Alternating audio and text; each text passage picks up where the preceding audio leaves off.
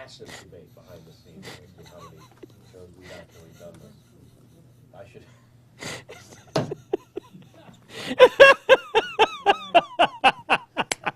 This will be fun.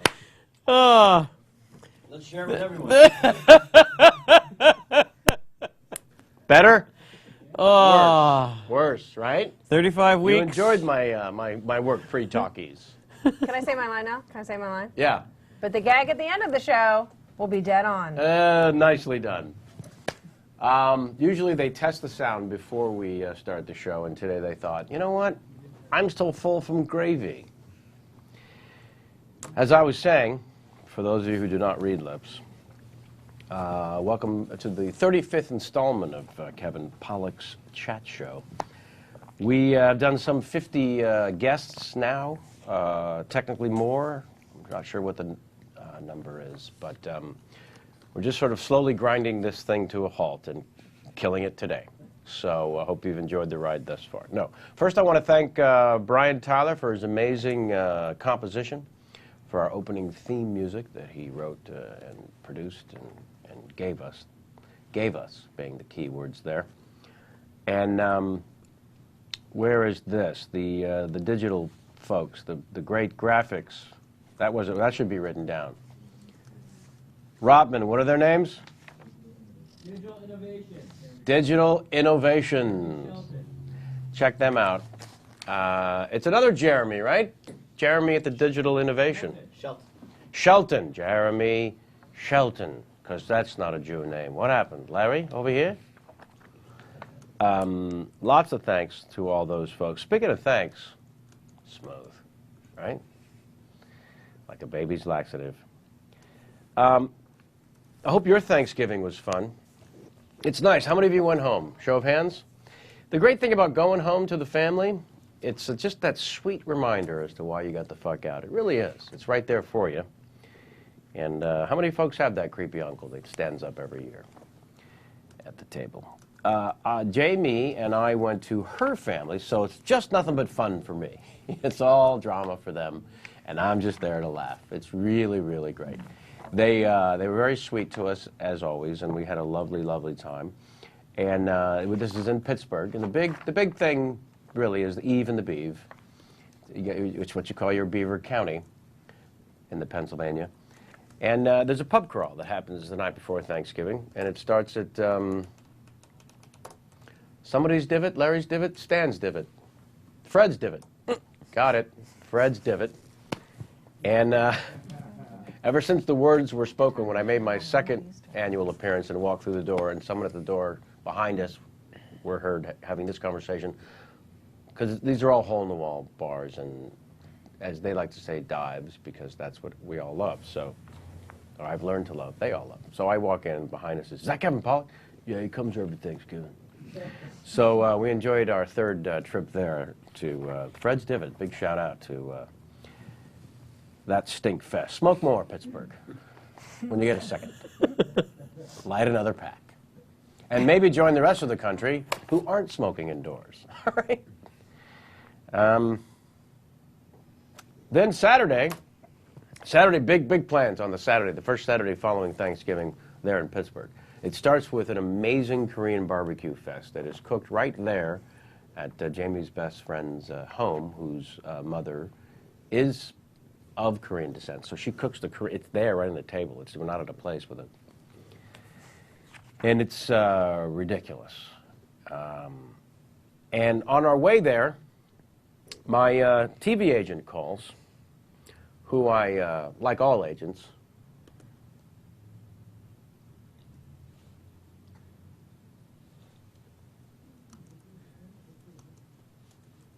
never really hear from.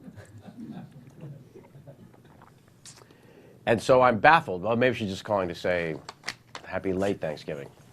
She says, no. You start work on Monday hosting a quiz show called Our Little Genius for Fox, and it debuts after American Idol, January 13th. I said, who is this? And imagine how much more enjoyable the Korean barbecue was when faced with this ridiculous notion that I would be doing, I would start a new job Monday.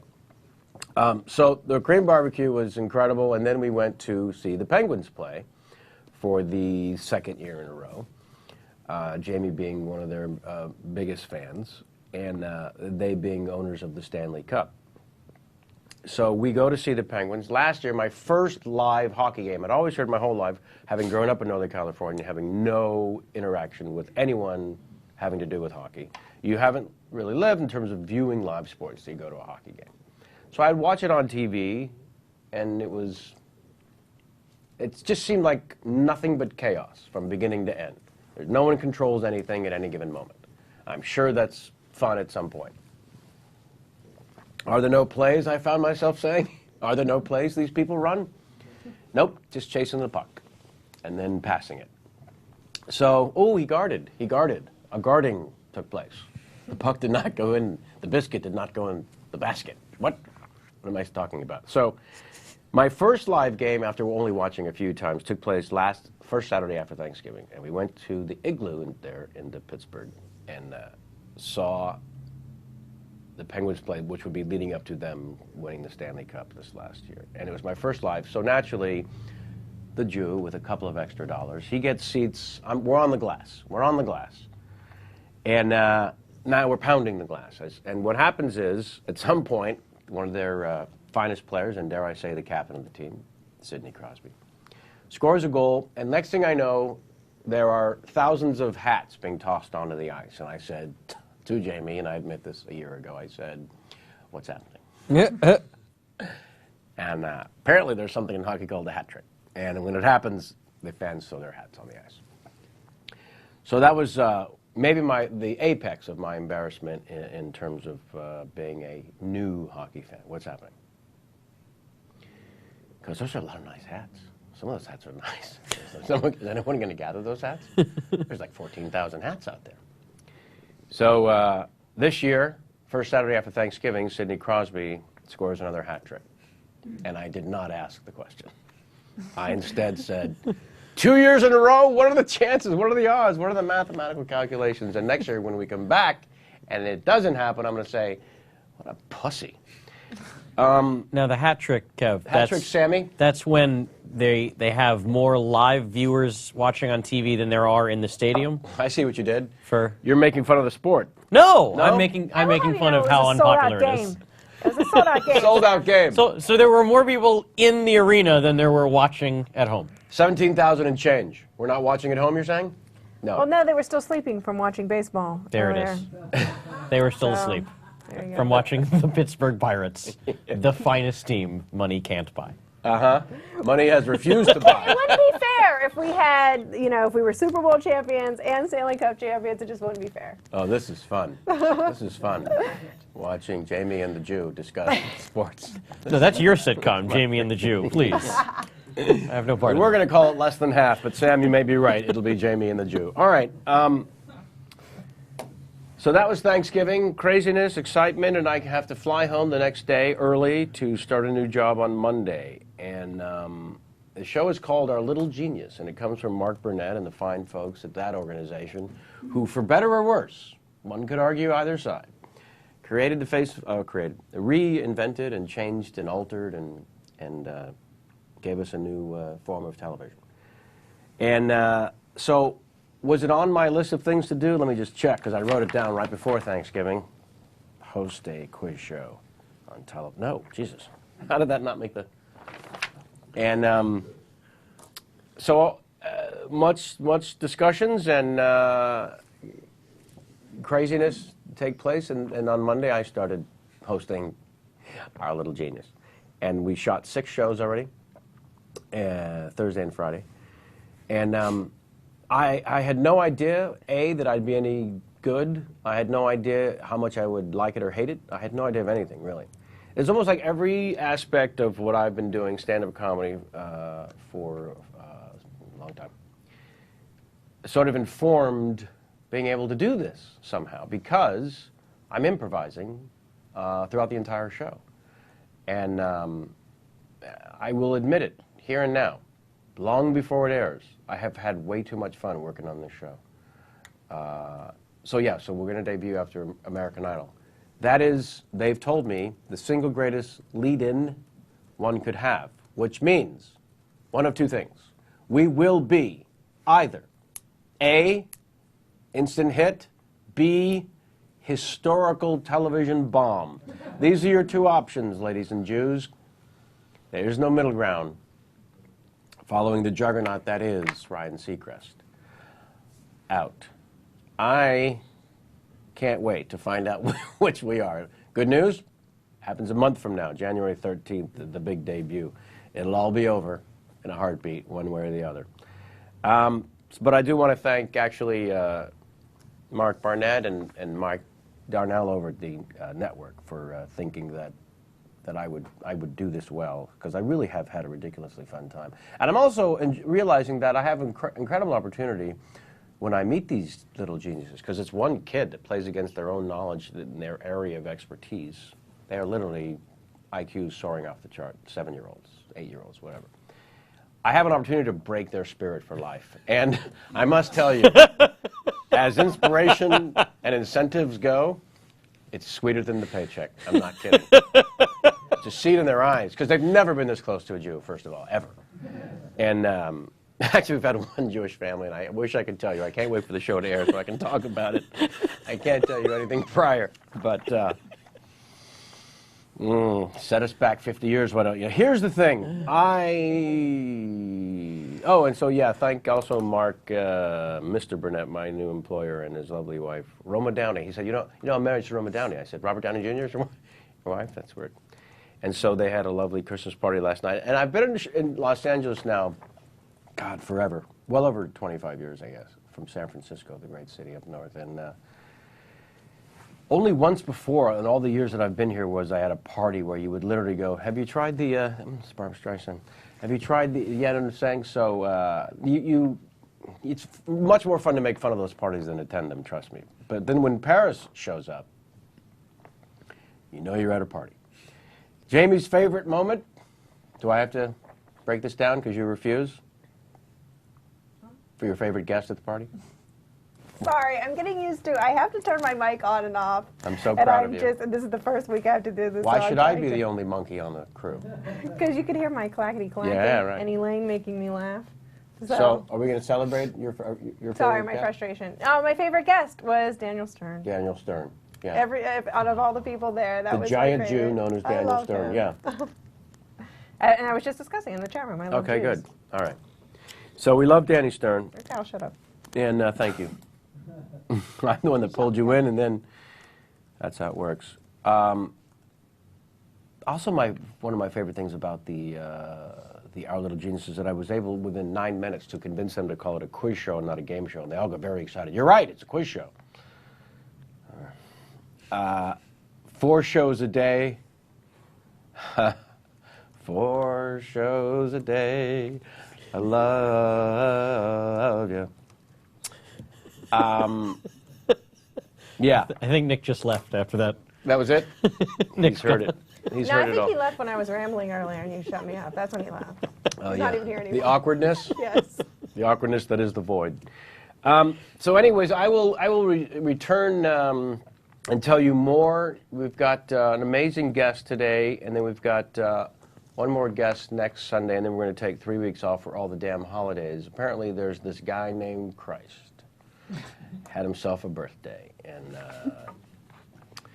so very excited about a 3-week break for the show, but we were off for a week for the Thanksgiving. And it feels really nice to be back, actually, see the crew all together again, and our 35th show. It's very, very exciting, and this is our second and last show of the year, I guess, apparently, is what I'm saying. I'm off camera. Don't panic. I keep forgetting to grab this lovely gem, and our guest shouldn't forget to pick himself up one of these and wear it with tremendous pride all over the world. Yeah, these are now available, apparently, at donkeytees.com. Pick yourself up one of those gems. Kenny? And yeah, use the promotional code CHAT. Get yourself 20% off whatever T-shirts you should purchase, not just the one with our name on it. Last thanks, we have a new website being built for the chat show. I know.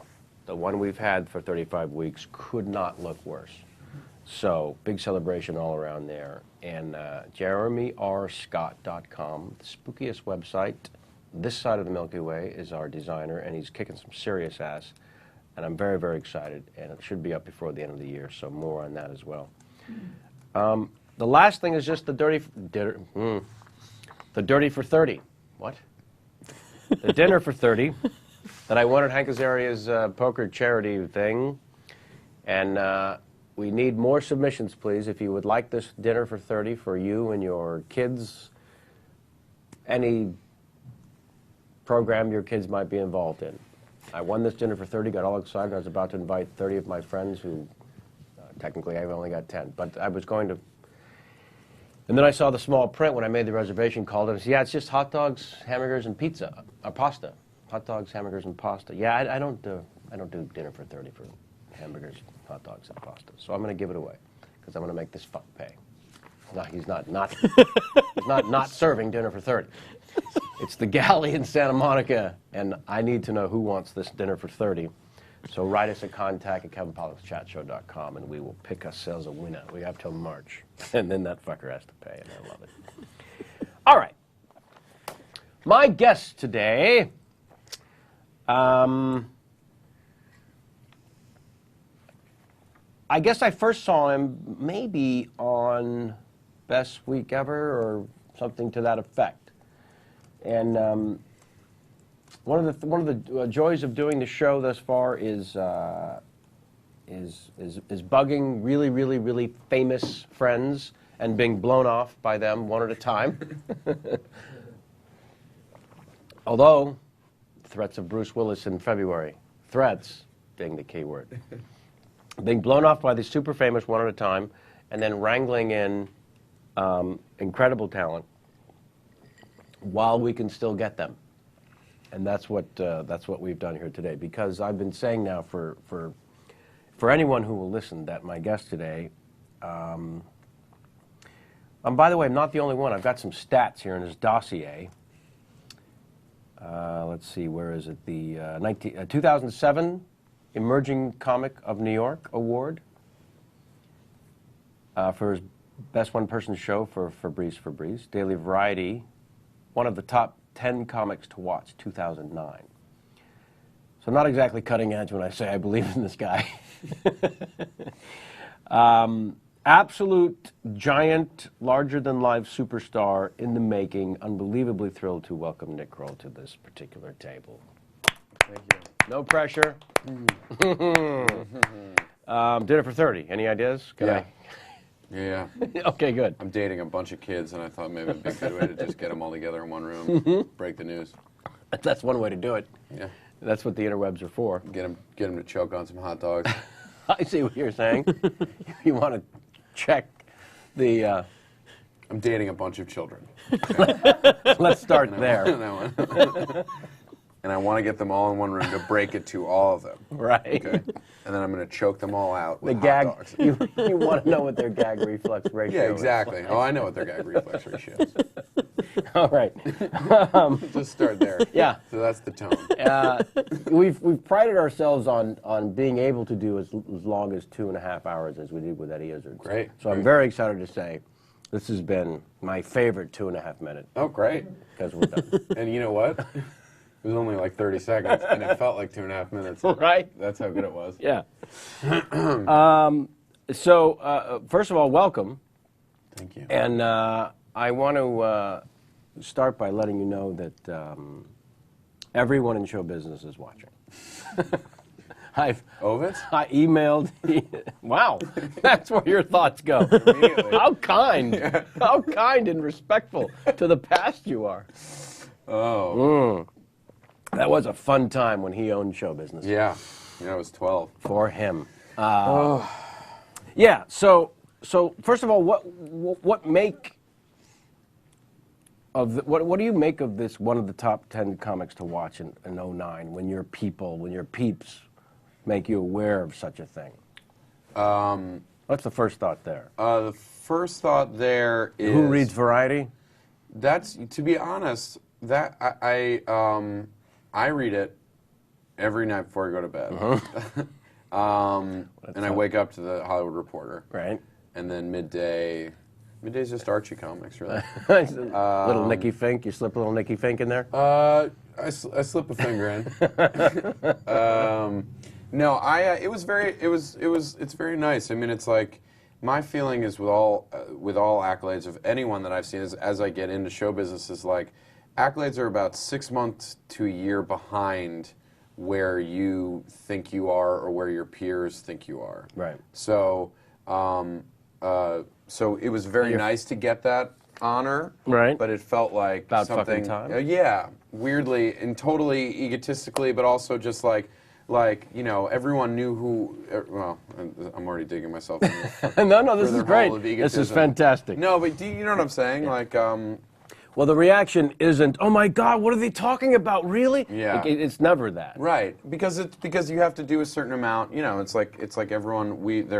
The guys who are going to win it next year and the girls who are going to win it are the people who we've all been saying for the last 3 or 4 years are hilarious. You know? Right. So it was very nice to get, and all those things are very nice. But they're also weirdly, it's weird when your friends are also your peers who you work with, and there are certain things that everyone's happy for one another, but they don't. It's sometimes difficult to be like, guess what I just got? You know? No, you can't. There's none of that. So that's difficult. But I actually think that overall, very much currently in the comedy world, it's a very supportive community. Like, I don't feel a ton of competition. I think people are upset when they don't get something, but I'd say generally people are very happy for each other. Yeah. And are building each other up. And I assure you that's quite new with your generation. Is it? Does it feel that way? It didn't exist in mine. Well, but you came out of a stand-up. I think there's a difference between sketch a world? stand-up thing, and I think with like places like the Upright Citizens Brigade Theater and the alternative comedy scene in New York, that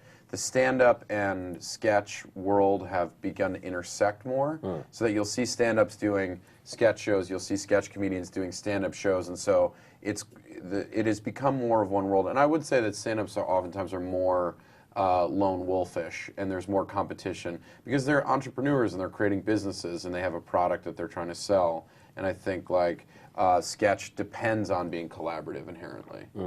Yeah, it's why a lot of stand-up comics who are that first also, I think, have a difficult time acting in a movie or a TV show. I'll see some incredibly talented comedian in a scene. And they're just not present. Wow, it's just, really? So no interactive? No. No. I mean, what was it like with Stephen Baldwin? Was he as a stand-up, you felt a good connection with him? Of course. Good. Yeah. I just thought he looked like Piglet.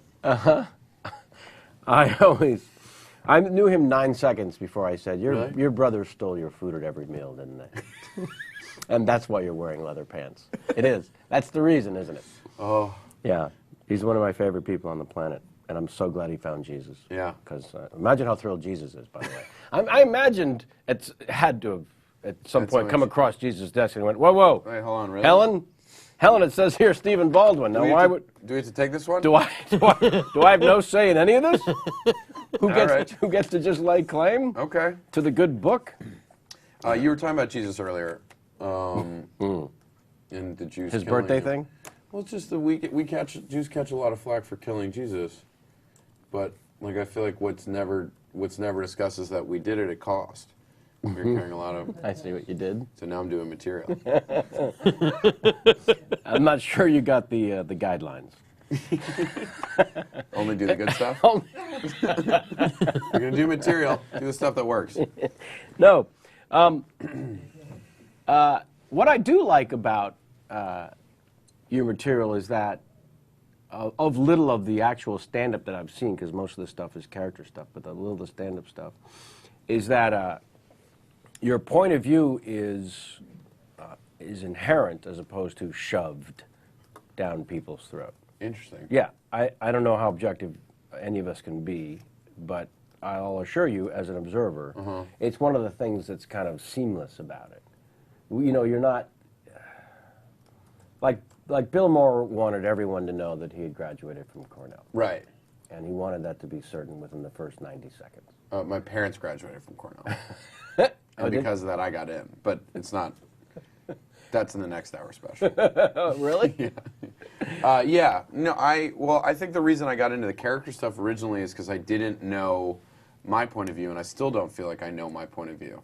So it was easier to be like, oh, this is what a gay Latin would think about something, or an old Upper West Side middle-aged Jew would think about something, than it would to be like, well, what is my point of view? Right.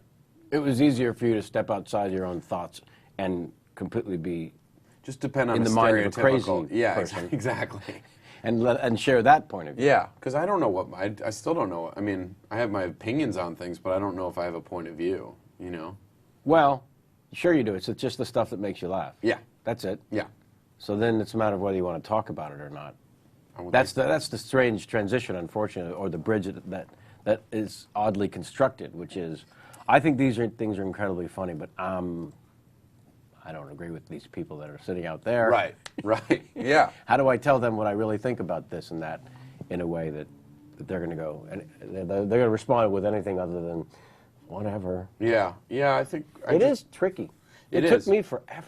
Well, I mean, I hid behind impersonations, not too dissimilar Right. from original characters in the sense that I didn't have to think as myself or share as my own thoughts. Yeah, it's very tricky. And you can get away with saying a lot of things as that In your character. case, yeah. you can really get away with it. I've gotten away with saying a lot of things that are somewhere in my head, just based off of that, you know? Based Yeah. on being like, oh, it's not me saying that, it's that character. So then how hard is it at some point to not use that crutch in some regard? You mean doing the characters all the time, or doing like how Well, when did the transition? Well, first of all, I started doing stand-up as well as like improv. I started doing all of it at the same time, and then I started doing the characters within the first like 6 months or a year of doing stand-up. well, I understand while you were studying American Studies Mm-hmm. at Georgetown. Off the top of your head, you know that. No, it's in your dossier. That's why I'm staring Yeah, down. yeah. I know that, first of all, that I find intriguing, that there was a selection of Called American Studies. things you could study, and Well, one I of was- them was American Studies. I was a history major, and then I minored in like art and Spanish. But what I kept being drawn back to was American Studies, which is American Studies is basically like, hey, do you love to smoke pot and watch The Simpsons? Write a paper about it. That's a class. Like, and that's what American Studies is. It's like a chance for people who love pop culture to turn that into like theories. You know, watch the piano and talk about how Harvey women are. Keitel's cock, Yeah, exactly. Oh, spent hours on that. right? Why else did it come to my mind? Harvey Keitel's cock looks like Harvey Keitel. That's a strange thing. You know, I hosted the years ago the Independent Spirit Awards, and it was the year that they were honoring Harvey Keitel. And I introduced him by saying, at that point, The Piano and the Bad Lieutenant had sort of just come out, in which both films his penis appears. And I said his penis now had its own representation. And he walked down on stage towards me to replace me at the podium and gave me a look that only a goyim could give. Really? Well, look where actual violence is being threatened.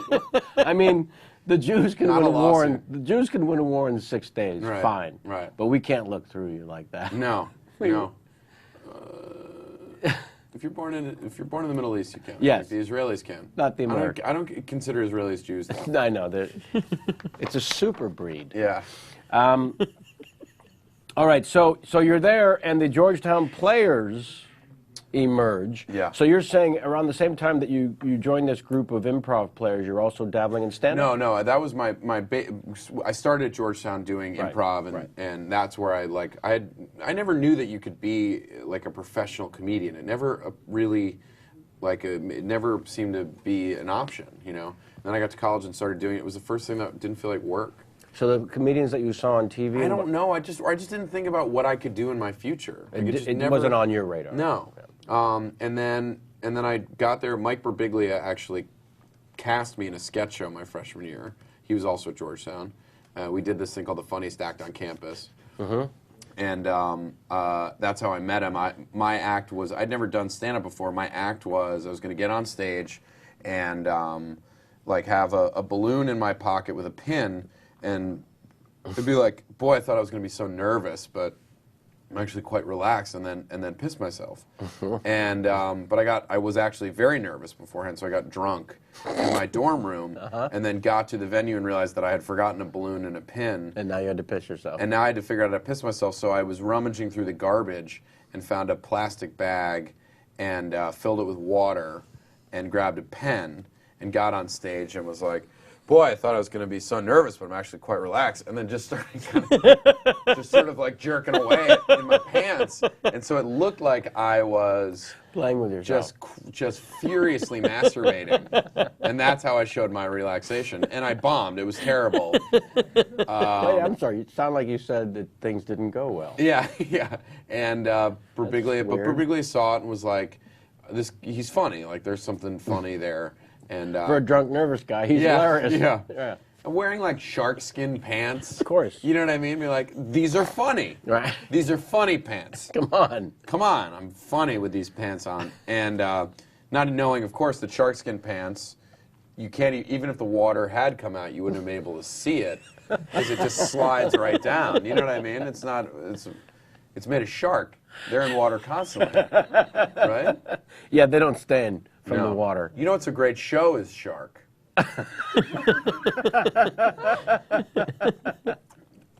Shark Week, even better. I wouldn't trust Jimmy Woods in a room with an iPod, let alone my wife. I'm not married, of course. What's happening? I don't know. Right now I'm looking at myself.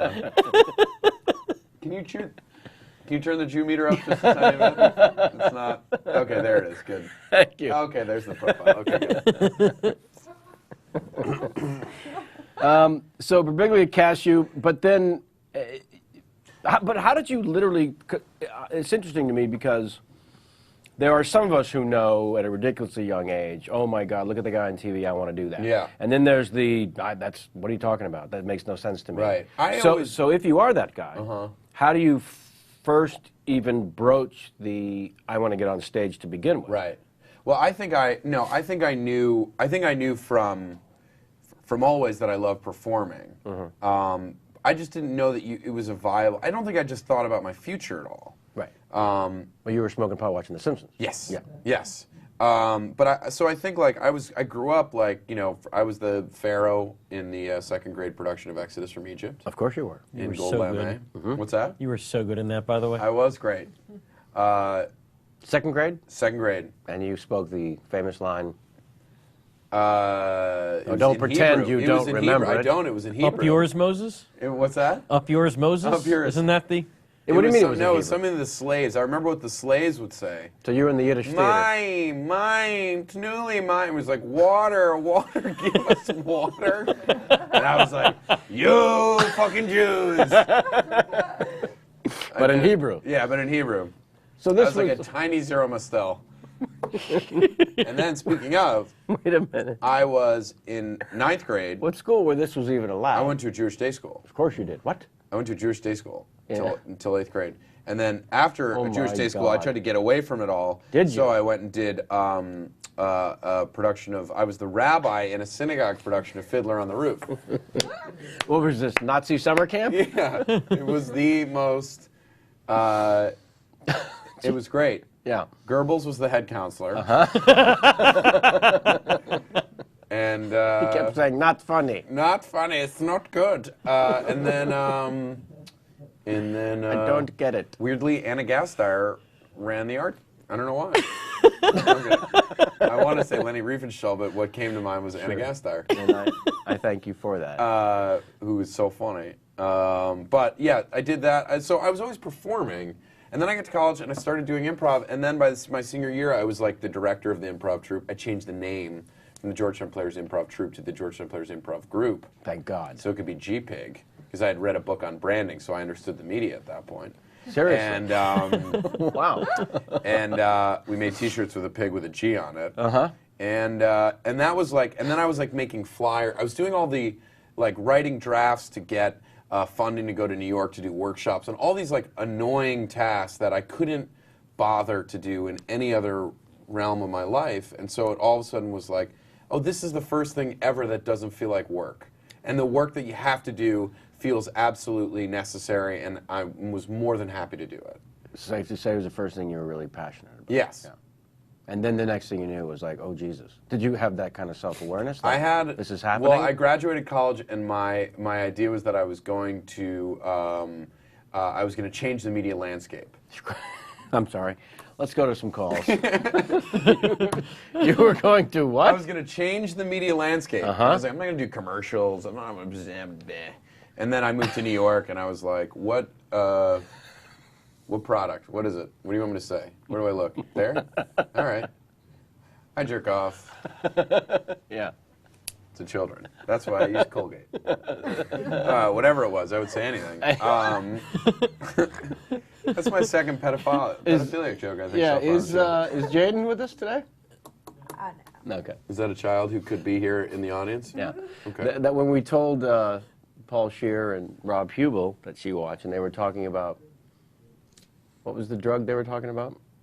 Salvia. Salvia. Yeah. And I said, you know, Jaden could be watching. And they looked right into the camera and said, and one of them said, do it, do it. And the other one said, no, don't. Do a salvia? Mm-hmm. Okay. So She she's, had to be there. yeah, I'm so glad I recreated that, and we don't edit. All right, so you figured out a way, and then you got to New York. Sorry, sometimes I sleep with my eyes open. Go ahead. No. It's a thing that actually happens more than you would think on this show. Because you think it would happen 7 times, but it's actually 100. So I was driving around the country with my girlfriend after I graduated, trying to figure out, I wanted to do socially responsible marketing. That's what I thought for 10 minutes, and then After you'd done all this improv I stuff. I knew I wanted to sort of do comedy, but I didn't There's have no any money idea. in that. Well, yeah, you know. So anyway, so I had a dream. Did you feel some kind of responsibility to a larger career, or did you have a passion in this other area as well? No, this was it. This was all. It was the only passion I'd had. But I thought like, oh, you need to have a job. Like you need to get a job. But I wanted to do something cool and interesting that involved me being able to smoke pot. Sure. And so I had a dream one night, literally in West Virginia. I remember it being in a hotel and having a dream that I was at Katz's with Mel Brooks and Jon Stewart, and that was it. That was what? That was like, no, well, I'm going to New York, because I was like Chicago, San Francisco, New York. I wasn't even considering LA at that point. And it was that point where I was like, no, I'm going to New York, and I'm just going to do comedy, and that's it. And that was that. Right.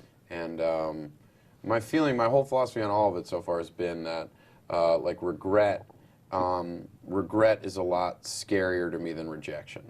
Much. That's a good one. Yeah, and that's been the whole game thus far. Yeah. How shocked were you when Jon Stewart got the check, by the way, I was surprised. in that scenario? Well, Brooks just went to the bathroom. He claimed it was a prostate thing, but we all knew. We all knew. This was before the producers, the musical, so Right. he was scraping. Exactly. I do. Please. Life Stinks residuals weren't really coming in at that No. point. No, nor should they. So you're in West Virginia, and it's none of our business what you were doing there, but you find yourself in New York, and I'm sure you left the girlfriend in West Virginia because you're going to the big city now. Well, no, we were just driving around the country, and then she was like, I'm moving to San Fran, and I said, I'm moving to New York, and that was that. It was very pleasant, very easy. You say it was very easy. Yeah. Well, you know, it's interesting that you say that because we happen to have her right here. Can we bring Gladys? Because he dated a girl named Gladys. Yeah. It's Gladys Knight. What if just we got one pip? Oh, you brought the fucking you brought one pip? Okay. Oh, that's fine. That's fine. Yeah. So I moved to New York and started doing taking class at UCB, and started doing. I wasn't getting enough stage time doing the improv, and started doing stand-up, open mics wherever I could. What year was this? This is '02, and then So UCB New York started in... I think there were classes being offered at Solo Arts and then the First Theater probably in I would say like 96, 97. I mean, those guys, that theater has changed, I think, like where comedy has gone in the last like 10 years. I think like that place, it gave all of these super talented people in New York a place to finally go, because like before that there was stand-up, and then there was like Chicago City Limit, there was like short form, really touristy based. There was nothing for like sketch comedians, no place, there was no Groundlings, Right. and there was no Second City. Right. And so they're all of a sudden this thing, and all of a sudden like the Hubels and Shears and Rob Riggles and Owen Burks and all these people had this place, Andy Day, like all these people had a place to all of a sudden go together, and then everyone slowly after like a couple of years, like all the networks and agents and everybody realized what was going on and where that all these people were there. And all of a sudden everybody started to spring up, and next thing you know it's like Cordry and Helms are on The Daily Show, Riggle gets on SNL, obviously Amy blows up and gets on SNL, but like everyone started branching out, and now you look at every sitcom on TV and it's got one person who was trained at UCB. And what was your experience like auditioning for SNL? And I am 100% assuming that that had to have taken place at some point. It happened last year. What? Yeah. That was the first time? Yeah. That's weird. Well, for a couple of years, they weren't looking for, like, 30-year-old white males, and they're still not really. But I found out about it. My writing partner, John Mulaney, and I were pitching a movie that we are now writing for Tracy Morgan. Right. And we both found out, we were both in LA going to all the studios, that we were both being invited to audition. Which, like, has been like a life's dream to be on that show. And so we found that out, and then we're pitching the movie with Tracy. So we sat with Tracy, and he told us all of his stories about being there, and Lorne Michaels, and he's such a lovely dude, and he's like, you know, he's now clean and sober and super passionate and sharp and just on it. And we're sitting in his manager's office in the afternoon of like the first or second day of pitching, and he's tired. He's like, he's like little post-lunch sleepiness, and he's talking about Lorne Michaels, and then he's just like, I love Saturday Night Live. I will not lead a life of quiet desperation. It's just like, okay. We pitched our movie to him at his apartment. Yeah. Which we walked in, and I was like, oh, there's a piranha tank. And that's a shark tank with eels in it. And that's a python tank. And he goes, these are all predators. Like as if someone had bestowed this responsibility upon him. We pitched 2 minutes of the movie of him, and he got it. And Yeah. Anyway, so we went to, you know, my feeling was they didn't need me.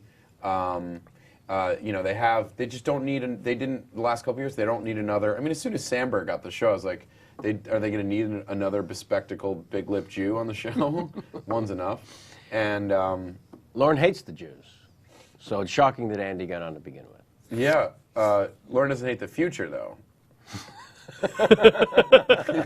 Right. And, no, I mean, so I was, for me, it was like one of those marking points of just going to audition. I knew that I was not going to get cast. It is all about timing, believe me. Yeah. The year after doing impersonations my whole career that I finally got a shot at it, it was the year that they hired my friend who I started out with, Dana Carvey, and they already had Phil Hartman. Right. So it actually came down to me, Jim Carrey, or Kevin Nealon. Jesus and they was like, well, we need a straight guy. Yeah. These other two monkeys that do voices and stuff are cute. Right. But we need someone to actually play the father in a fucking sketch. Right. It's all timing. But Yeah. what I find... But you went on to create In Living Color. I'm pretty good at these things. Yeah, you are. I'm pretty good at comedy history. I'm pretty good at knowing what's happening. What I find unacceptable is that this only took place last year, because when I go through the dossier and the video Archives. evidence, you've been doing original characters for an awful long time, a number of years, and I refuse to accept that it took these knuckleheads I think I was this long trying. to I had catch tried on. a few years back, and you know, it is all timing. It's just like it's in the cards, or it's in the or it's not. You know, in the stars. Let's say. Let's call them What's that. up in the sky? Are those cards or stars? God. God. No, a quiz show. You know what they say. I like quiz show. It does sound classier inherently, by the Right? way. Yeah, like, ooh, are you involved with something British?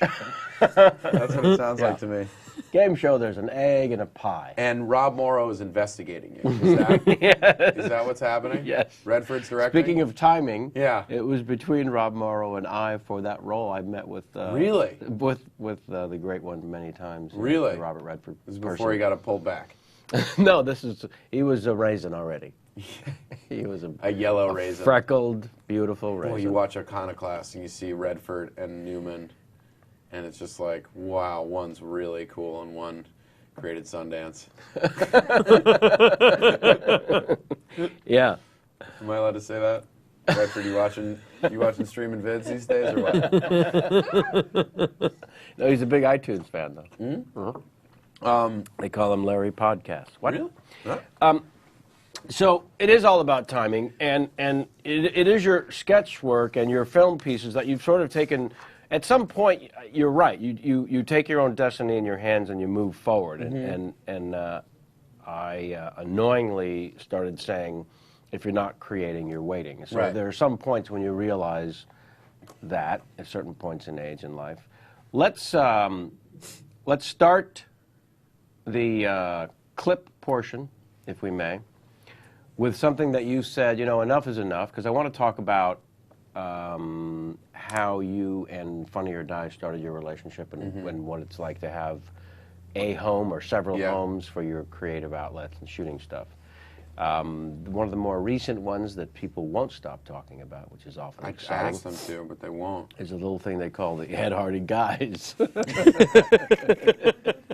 The Ed Hardy Guys is not correct. The Ed Hardy Boys. So those who are loading up clips in the other room, try to key up that one, and I'm sure we're ready to go already. I'm not looking at the monitor. Nope, you're not. If and you don't mind, we're going to show a little bit of that. Please. All right? We'll deal with the residuals on the back end. Absolutely. Let's roll the Ed Hardy Boys. Available on your. Is this your Funny or Die? Yeah, this is not Funny or Die. Yes, sir.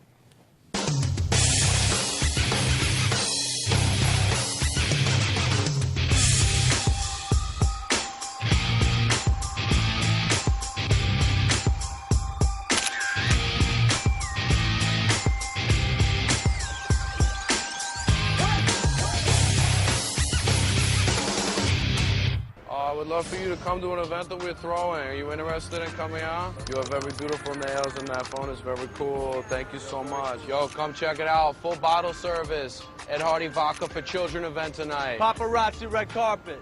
Paparazzi red carpet. Excuse me, why can't you smile for me? Why do you look so sad? Hey, I'm usually very shy, but you've turned me into an introvert. Oh, hello. Excuse me, are you on an Anaheim baseball team? Because you're both angels. Oh, snap. Hello, boys. It's me, Christian, our DJ. What's up, Christian? I have a case for you. Yeah. Yesterday, a totally sick Bill buckle was stolen from my flagship store. No. The buckle was going to be a personal gift from me to my best friend, Jean Gassalin. Find the bad buckle, return it to me, and I'll let you touch Michael Jackson's corpse. Tight. Let's do this ASAP, B. Okay, so what was it that occurred for you? I was in here folding clothes, and this really sketchy guy came in, and he was wearing an Affliction t-shirt. Oh, and then I went out for a little bit, and when I came back, the sickest Ed Hardy belt was missing. What are you writing? Oh, no, it's just me cooking you breakfast. I would like to ask you now as another follow-up question. Why is it that you look familiar? Do you work out at that gym that I have a financial stake in? No. But you have a beautiful body. Third, mostly, I would like to ask you, do you date me? No, not yet. But maybe someday, God willing. Oh, I don't know if this will help you guys, but he did mention that he never misses a free vodka event. Oh, that would be very much for me to tell you that we're doing an Ed Hardy Vodka for Children event tonight. He will be drawn to our vodka event like a moth to a flame. Thank you so much for your help with this situation. It would be very much my honor that you would meet my mother.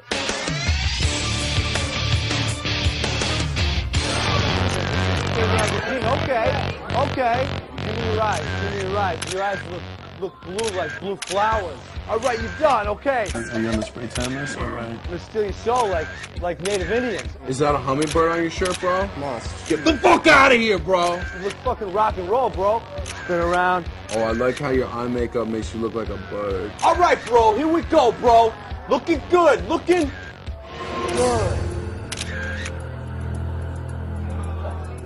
Hey, bro. Sick belt buckle, bro. I know. Yeah, you fucking know, you fucking piece of shit. Hey!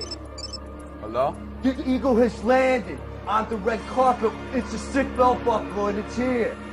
What's up, bro? What's up, bro? What's up, bro? Where you at, bro? Where you at? Are you here, bro? Sick belt buckle, bro! Sick belt buckle, bro! I know, bro. You motherfucker, that belt buckle doesn't belong to you! It belongs to Christian Day! It's a fucking new genius of the free world! We're gonna Ed Hardy structured waterboard you, bro. Yeah, Ed Hardy structured water, which contains hexagonal molecules of gold and platinum, bro. We did this for you, Christian! You got the belt buckle, bro! A job well done, Ed Hardy boys. Enjoy the corpse of Michael Jackson. As for me, I must go to my girlfriend's sweet 16.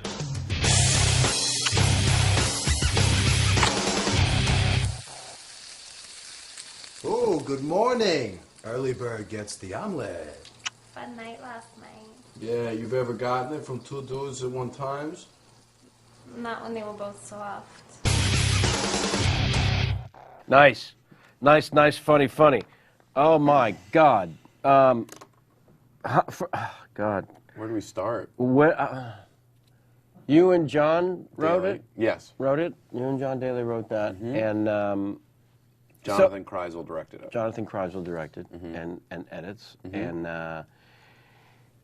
so is it a point now where you guys will sit around and spritz something and just say, fuck it, we have to shoot this?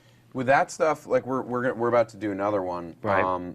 You know, I have found doing the characters live on stage, finding where the jokes are from a live audience, and then honing that, and then going off and shooting stuff to be useful. Right. Rich Dick's actually another thing that I did with John Daly and Jonathan Kreisel. We did mainly behind the scenes. I think I work entirely off feedback. I can't just gestate in a room alone and come up with something and then present it. Like I'm constantly sort of pitching what the story is to friends and seeing what makes them laugh and what doesn't. Right. So in this case, like we wrote that on probably like 3 hikes.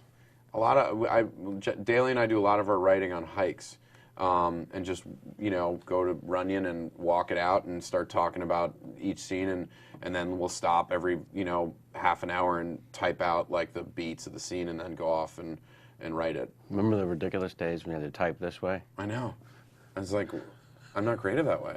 Right. You're not using your thumbs. Yeah. You're just kidding yourself. Yeah. All right, so before we go on to how your relationship started with Funny or Die or any outlet that you're currently throwing your wares at, tell me about the after effect of doing the Ed Hardy Okay, boys. so we shot it. I'd been doing Bobby Bottle Service as a character, and then John had his version that we started to incorporate in, and then we went off and had the idea for Ed Hardy Boys. And we went off and shot it, and we shot it without Funny or Die, and then brought it to them. No, I'm sorry. Ed Hardy Boys Funny or Die produced that. Okay. So that's a case where you now have a relationship with them and you just call them and say, here's the idea. Yeah, it's sometimes, they have a lot of comedians where it's like, look, nobody's getting paid off this, but we will help produce this if we like the idea or we like the relationship, Right. And in this case it worked out where it was both, they liked the content of what sort of as a brand for them, but it also was something that was popular. Without celebrities, which Funny or Die is oftentimes really based around, celebrity culture. Right. But I'm really enjoying, by the way, today of not bad doing this with my hands. You can't. Oh, there's a wide. Oh, feels really good. Let me just put this right here, and then oh god, and just get right up in there. Sorry. This is lighter fluid, by the way. I am now not surprised that all the kids are going for you. Yeah. the way they line up. We We made it for Funny or Die, and then so then we shot it, and it had whatever success it had. Then we get an email. Funny or Die gets an email being like, Christian Audigier, the real Christian Audigier, who is the man behind the Ed Hardy empire and was also the man behind Von Dutch. I didn't know it was the same. It's the same. You just see these people walking among us that wear either, and you think, how do you cash in on all these people? This guy has figured it out. Is the master. A number of times, and he will do it again. Absolutely. So we get an email from him saying, Christian really liked the video and would love to sit down with the filmmakers. Now, I mean, I don't know if you guys saw the video. We say that he is dating a 16-year-old and that he is offering up the corpse of Michael Jackson as a carrot. Not terribly flattering. And because he had a long-standing relationship with Michael, was designing a clothing line with him. Michael was living in a house that he owned when he passed.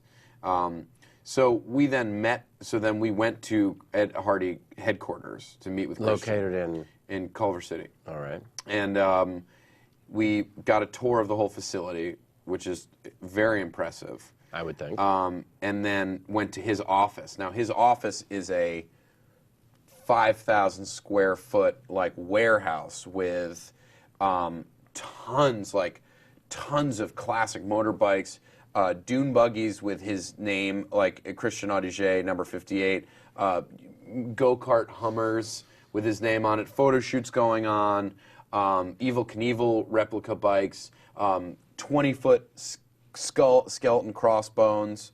I mean, skull and crossbones even. That's what I was thinking. And he sat down with us, and he was just like, I love the video, boys. You know, he sounds almost exactly like that's my voice doing it. And he carries a huge drummer thing, but it's like this big, and it's his intimidating meeting thing. The funniest thing is we sit down at his drummer thing. You mean a drumstick? Yeah. So we're sitting at these two couches. He directs us to one couch, and he sits at the other. And there's a coffee table in the middle. The coffee table is a lot closer to him, so he can sit down and put his legs up like that to talk to us. And the couch that we're in is so deep that it's like, are we supposed to sit forward in it, or are we supposed to sit back and dangle our feet like 4-year-olds? Like, it's clearly his move, you know? And there's an amazing article about him in GQ called Empereur du Fromage, the Emperor of Cheese. And so I learned a lot about him, and he was just like, let's get in business, let's do stuff. He's like, he didn't care. Yeah, what was the purpose of the meeting other than he wanted to make surprise you? He wanted to make stuff. You guys are brilliant, and I'd like to invest in you. He was just like, no money. He's like, let's project, movie. And we're like, yeah, let's do a movie where you're like Scarface. Like, I'm already doing this. He's doing a movie currently with Michael Madsen. Of course. Tom Sizemore. Well, you're rounding up the usual suspects, as it were. Found my camera. Tom Sizemore and Michael Madsen? And the young guy from Scarface, the good-looking one, I think. All right, sure. I don't know his name. So it's like everyone who maybe was in a Tarantino movie at some point. Right. And then alcohol destroyed their careers. Right. Mickey Rourke was busy? I think he actually is. And so he's making a movie with them. He's like, no money, project. What does that mean? Project. He wants to do a project. He doesn't want, because I'm sure people come to him for money all the time, and he's just like, he wants to be involved. He wants to produce. So then he goes, he's like, I just wanted to make it wow. That was his one qualification for doing more, is make it wow. But let me ask you something. After pointing out that the Emperor is naked, do you... and then the Emperor says he wants to be in business with you. Yeah. And it's already proven how much fun it is to point out the Emperor's naked. Yeah. As you continue to do. How does the relationship change? Should you actually become... Well, we don't take any money from him. And therefore you should... We're about to shoot it. We haven't shot it yet. But we went back and came up... The best part, though, for me is that... not the best part. We're driving along in his go-kart Hummer. And there's I'm going to need a little more. Okay, you know how like Humvees, those big Sure. Humvees? And I know what go-karts are. Okay, well if you combine those together. That's the part that you're losing me. So it's on the ground small and looks like a thing, but it's actually... Yeah, it's like bigger than your average go-kart. Like a Hummer is bigger than your average car. Okay. And so we're cruising around his little cul-de-sac on that, and his one of the guys that works for him is standing on the back as he's going like 20 or 30 miles an hour, like faster than your average go-kart. Right. And the guy falls off of the go-kart. He's like losing his balance, sort of tries to jump off, falls and hits the pavement. And I go, "Are you okay?" And Christian goes, "Yes, I'm fine." And keeps driving. That's fantastic. But my great fear, and it's the truth, is that it would be charming.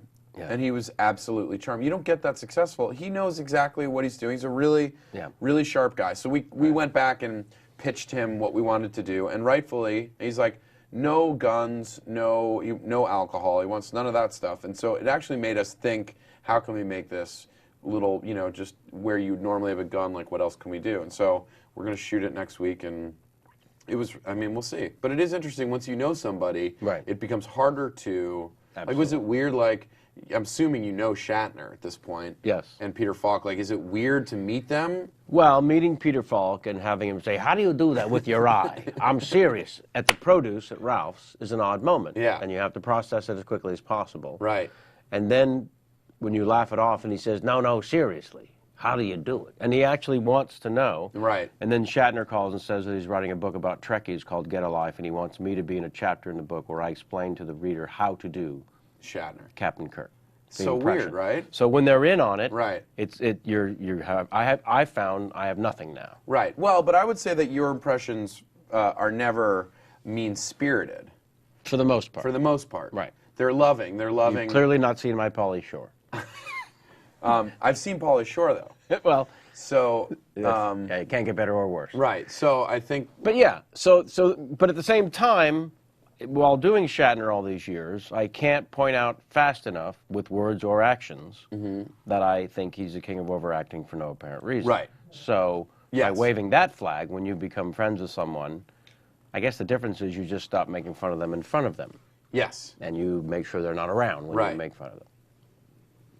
But all along knowing whether they're going to continue to be a fan, they're going to continue to watch it. In this case, you're actually working with the guy. So does that mean he funds the shoot? No. Or you're shooting it with Funny or Die? We're shooting it with Funny or Die. The only thing that he is giving us is access to his clothing and the go-kart and the dune buggy and his warehouse for stuff. Seriously? Yeah. Oh, that's great. Yeah, it's amazing. I mean, it's going to be... So did you find yourself editing knowing that it was for his consumption? No, but it'll be interesting to see. I mean, like, I think what we have is going to be really funny, but it has taken on it takes on a different light when you meet anybody. It was like when I was doing Best Week Ever and I started meeting the people that I was making fun of, or there are people I had met, and I was like, these are human beings. Yeah, it takes all the fun out of it. Yeah, and I don't want, they're not just these weird and inanimate objects that you can make fun of. Yeah. And you don't want to at a certain point. Yeah. Yeah, one of the games that you'll be treated to on the show, the Twitter sensation of Tyra Paris or Demi, what I failed to mention is that when she shows up at the party last night and I see her, the first thing I want to do is make fun of her. Right. And then I see her at the food table. I'm like, oh yeah, it's just a girl having a piece of fish. Just shoving strawberries and cream in her face. Can't get enough for an hour. Right? Wow. And then it's like strawberries, cock, strawberries. Cutting whipped cream farts. But yeah, but let's take a moment for that. But it becomes a human being, and it does take all the fun out of it. But hopefully he's game, and I think it'll be funny, and it's just access to that thing, that whole world. It's really amazing and bizarre, really fascinating thing. So yeah. All right. As you may have seen from doing the show, we like to involve the audience as much as possible. And in most cases, I do a horrible job. But so every now and then, I'll just cut in the middle of a very interesting conversation so that I might bring some of their questions forward. Great. This one, at Elaine Ewing, one of our Twitter pals and one of our real-life pals now, In light of the success of Curb and The League, do you believe we are seeing the beginning of the end of scripted sitcoms? It's a very good question. No, because I think one, scripted sitcoms, three-camera traditional sitcoms are the only sitcoms that people actually watch on a larger scale. So I don't think they're ever going away. Right. I think it's like per plus. Like people are just like, oh, it smells good. You just like it just can wash over you. I'm not sure what you're talking about. 2 Men and a Baby, but I can't get anything right today. 2 men. 2.5 Men, obviously. Well, but that boy does look like a baby. 3 men. He looks like a huge baby with a mop top He haircut. does. So I was like, what? what is he talking about? You would think I would work out the jokes a little better in my head. No, why? But that's the thing is that show does incredibly well. Yeah, and because now- it can wash over. You're like, you can walk in at any point and be like, John Cryer's got something up his ass, and Sheen's trying to fuck someone, and the kid's eating a ham sandwich. And you're like, okay, I know that that's probably what's happening. And they're very good at it, you know? But I do think that my theory is right now is that with shows like with Curb and The League, which are obviously very very loosely scripted, and I think like adds to a level of reality that people respond to. I think that both things are merging towards each other. That reality TV is merging towards scripted, and scripted is oftentimes merging towards reality because they're both basically they're both outlines. You just want to see a beginning, middle, and end to a scene. And sometimes people, and obviously reality shows are incredibly structured. And everybody knows what's going to happen in that scene. And it's going to be that someone's weave is going to get pulled out. Hopefully. If all goes according to if plan. all goes according to plan, and I think so. I just did a very small part in a movie with Diddy, and it's an Apatow produced movie, and he is amazing in it. He's so funny, and he was a great improviser. And I think the training, why he's so great, is less like training for a Raisin in the Sun and more for making the band. Because in making the band, it's like, all right, Diddy, you have to walk in and fire one of the members of Danity Kane and then tell everybody that they're getting free Junior's cheesecake. And that's what has to accomplish in a scene. And so he knows that he's got room to get there however he wants to get there. Right. And so when he gets on a set of a movie that's going to have a lot of alts and improv takes, that he is basing himself off that training more than he is off of doing, some fucking Tyler Perry movie. That's it. I'm proud of you. You delivered. And that is a racist thing to say, by the way. Yeah. Because Tyler is such a genius. All right. Let's. Did that answer the question? Yeah. Is that an No. answer Wonderfully to that? answered the question. Okay. Let's enjoy one more thing, if we might, from the chat room, from our viewers. We have another fun thing we like to do on the show. It's called the Tweet 5. It's rapid fire 5 questions, and they're this or that, yes or Okay. There's no true or false answers. Just good or funny or not funny. It's just fire away with Gotcha. your answers. And we like to call this particular part of the show Tweet 5. T5! T5! T5 forever now. Yeah. Kegner's funny. Yeah, he was unbelievably funny and did that until we said, all right, we'll have to use that. So Tweet 5. 5 questions rapid fire coming from @Lefko. Rihanna or Chris Brown?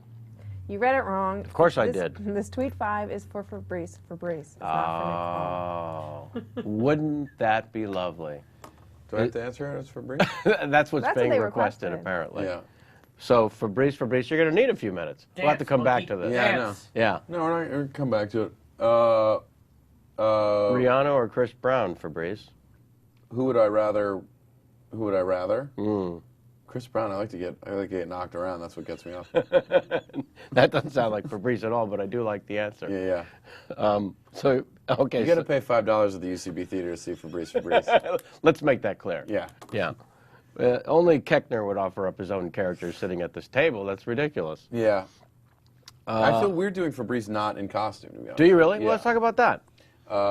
Because you have created a character that was literally when you were kind enough to give your services to my Kevin Pollak and Friends show at Largo, which I so enjoyed. You brought this costume and you're backstage and you're creating this person from ground up, and I'm watching a transference take place in front of my very eyes.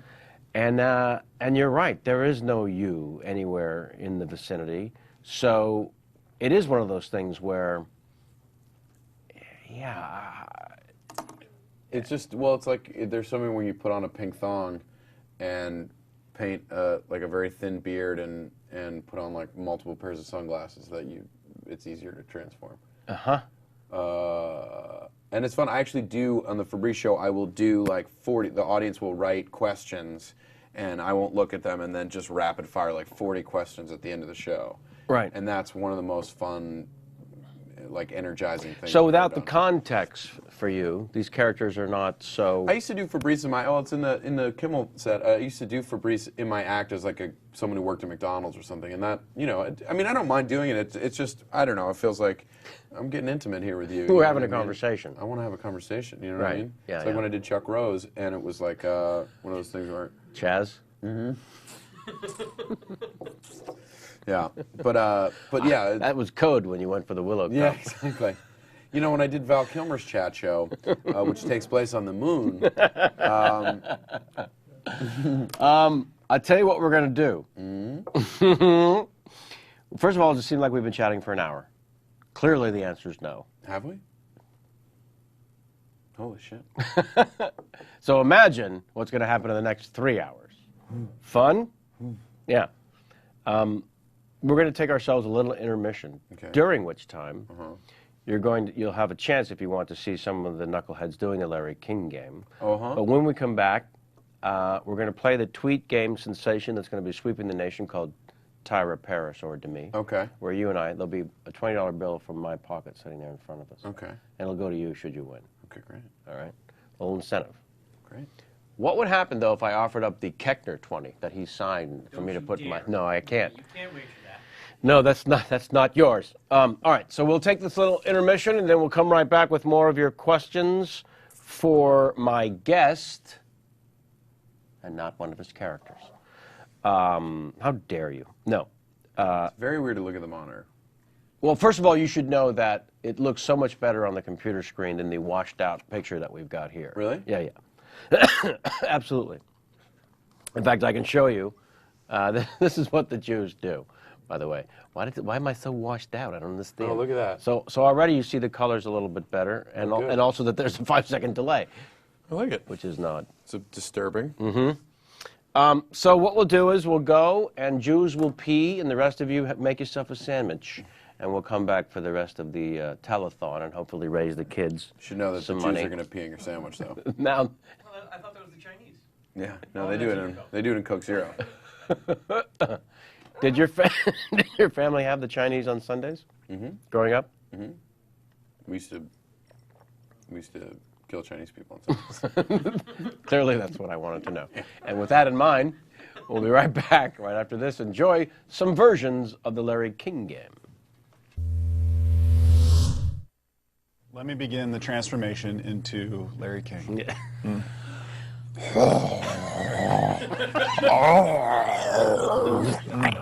Feel it? Pretend like you're wearing an Ed Hardy shirt. Yep. You just got divorced. You married a younger woman.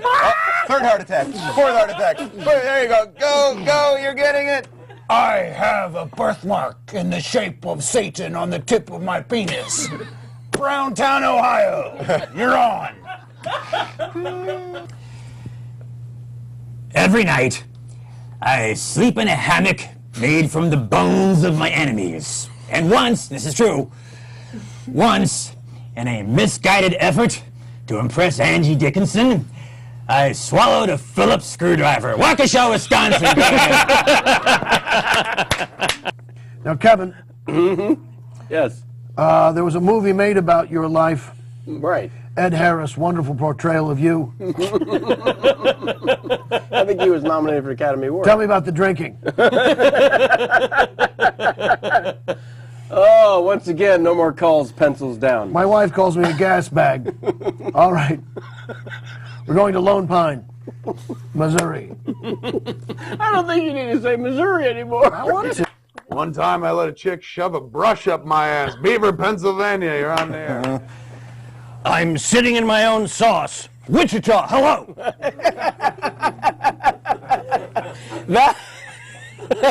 Wichita? Oh, our next guest is the woman I want to fuck, Dakota Fanning. Boca Raton, you're on the air. Is that right? I want to get my shoulders Get them as high over my head as I possibly can. That's right. After the show, I like to unwind with a half a bottle of Blue Moon Ale, my favorite microbrew. I close my eyes, try to listen to the sound of the waves on the Malibu coast outside my window, but all I ever hear are the plaintive cries of that little girl I strangled back when I was a teenager just to see what it felt like. Turns out, it feels good. King of Prussia, PA, you're on the air. Little known fact about myself, I like to, when I have acid reflux, I put it in a little cup, and I keep it by my bed, and I give it to my wife at night. She likes it. It puts us both to sleep. Lake Winnipesaukee, New Hampshire, your call. I'm Larry King, and whenever I go to bed each night, I sleep with a copy of Blue Crush between my ass cheeks.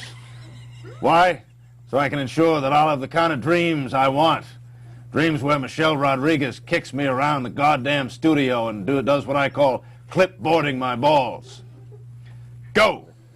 Walla Walla, Washington, you have a question. I have a prostate the size of a small boy's clenched fist. Go! My favorite mode of locomotion from the cobblers to the haberdashery is the horseless carriage. Fisty, Kentucky, you're on there.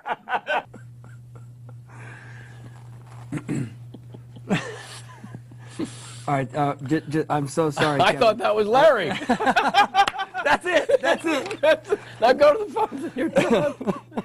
You'll have to forgive me. I just shot my pants. And that's all the news that we have this evening from Kuala Lumpur. I do want to point out an episiotomy takes longer than you think. Kermit, Arizona. In the fall of 1971, at an Arco station in Buttonwillow, I had my entire fist up Monty Hall's ass. So is that kind of what you're going for? Go to the phone. Huh? Go to the phone. Go to the phone. Oh! Had my entire fist up Monty Hall's, or Steve McQueen's rectum. I wasn't sure which one you wanted. Yeah, okay. I was in a cornhole stack at the Playboy Mansion in 1968. Merv Griffin was on the bottom, then me, Fess Parker, Ronnie Shell, Art Garfunkel, Trini Lopez, and Sebastian Cabot. Hef was watching while Otto Premiture blew him. Butte, Montana. So, there you go. I wanted to do a long one. Oh, cornhole stack. Done. Oh. Welcome back. Wasn't that a nice respite? That is very powerful marijuana. The table's not floating, right? No. Okay. Well. No, I just passed the stone. That's what that noise was. That wasn't a question. I loved how you wouldn't answer the question as Febreze, which I totally respect. And then as soon as you walked out here, just so you know, folks, it was Febreze the entire 4 minutes. My God! It was not a Slide? stance. It was just a like. I could do it now, I guess.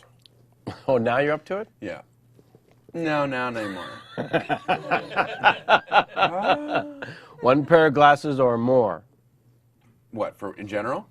Yeah, always have 2-3 pairs of glasses.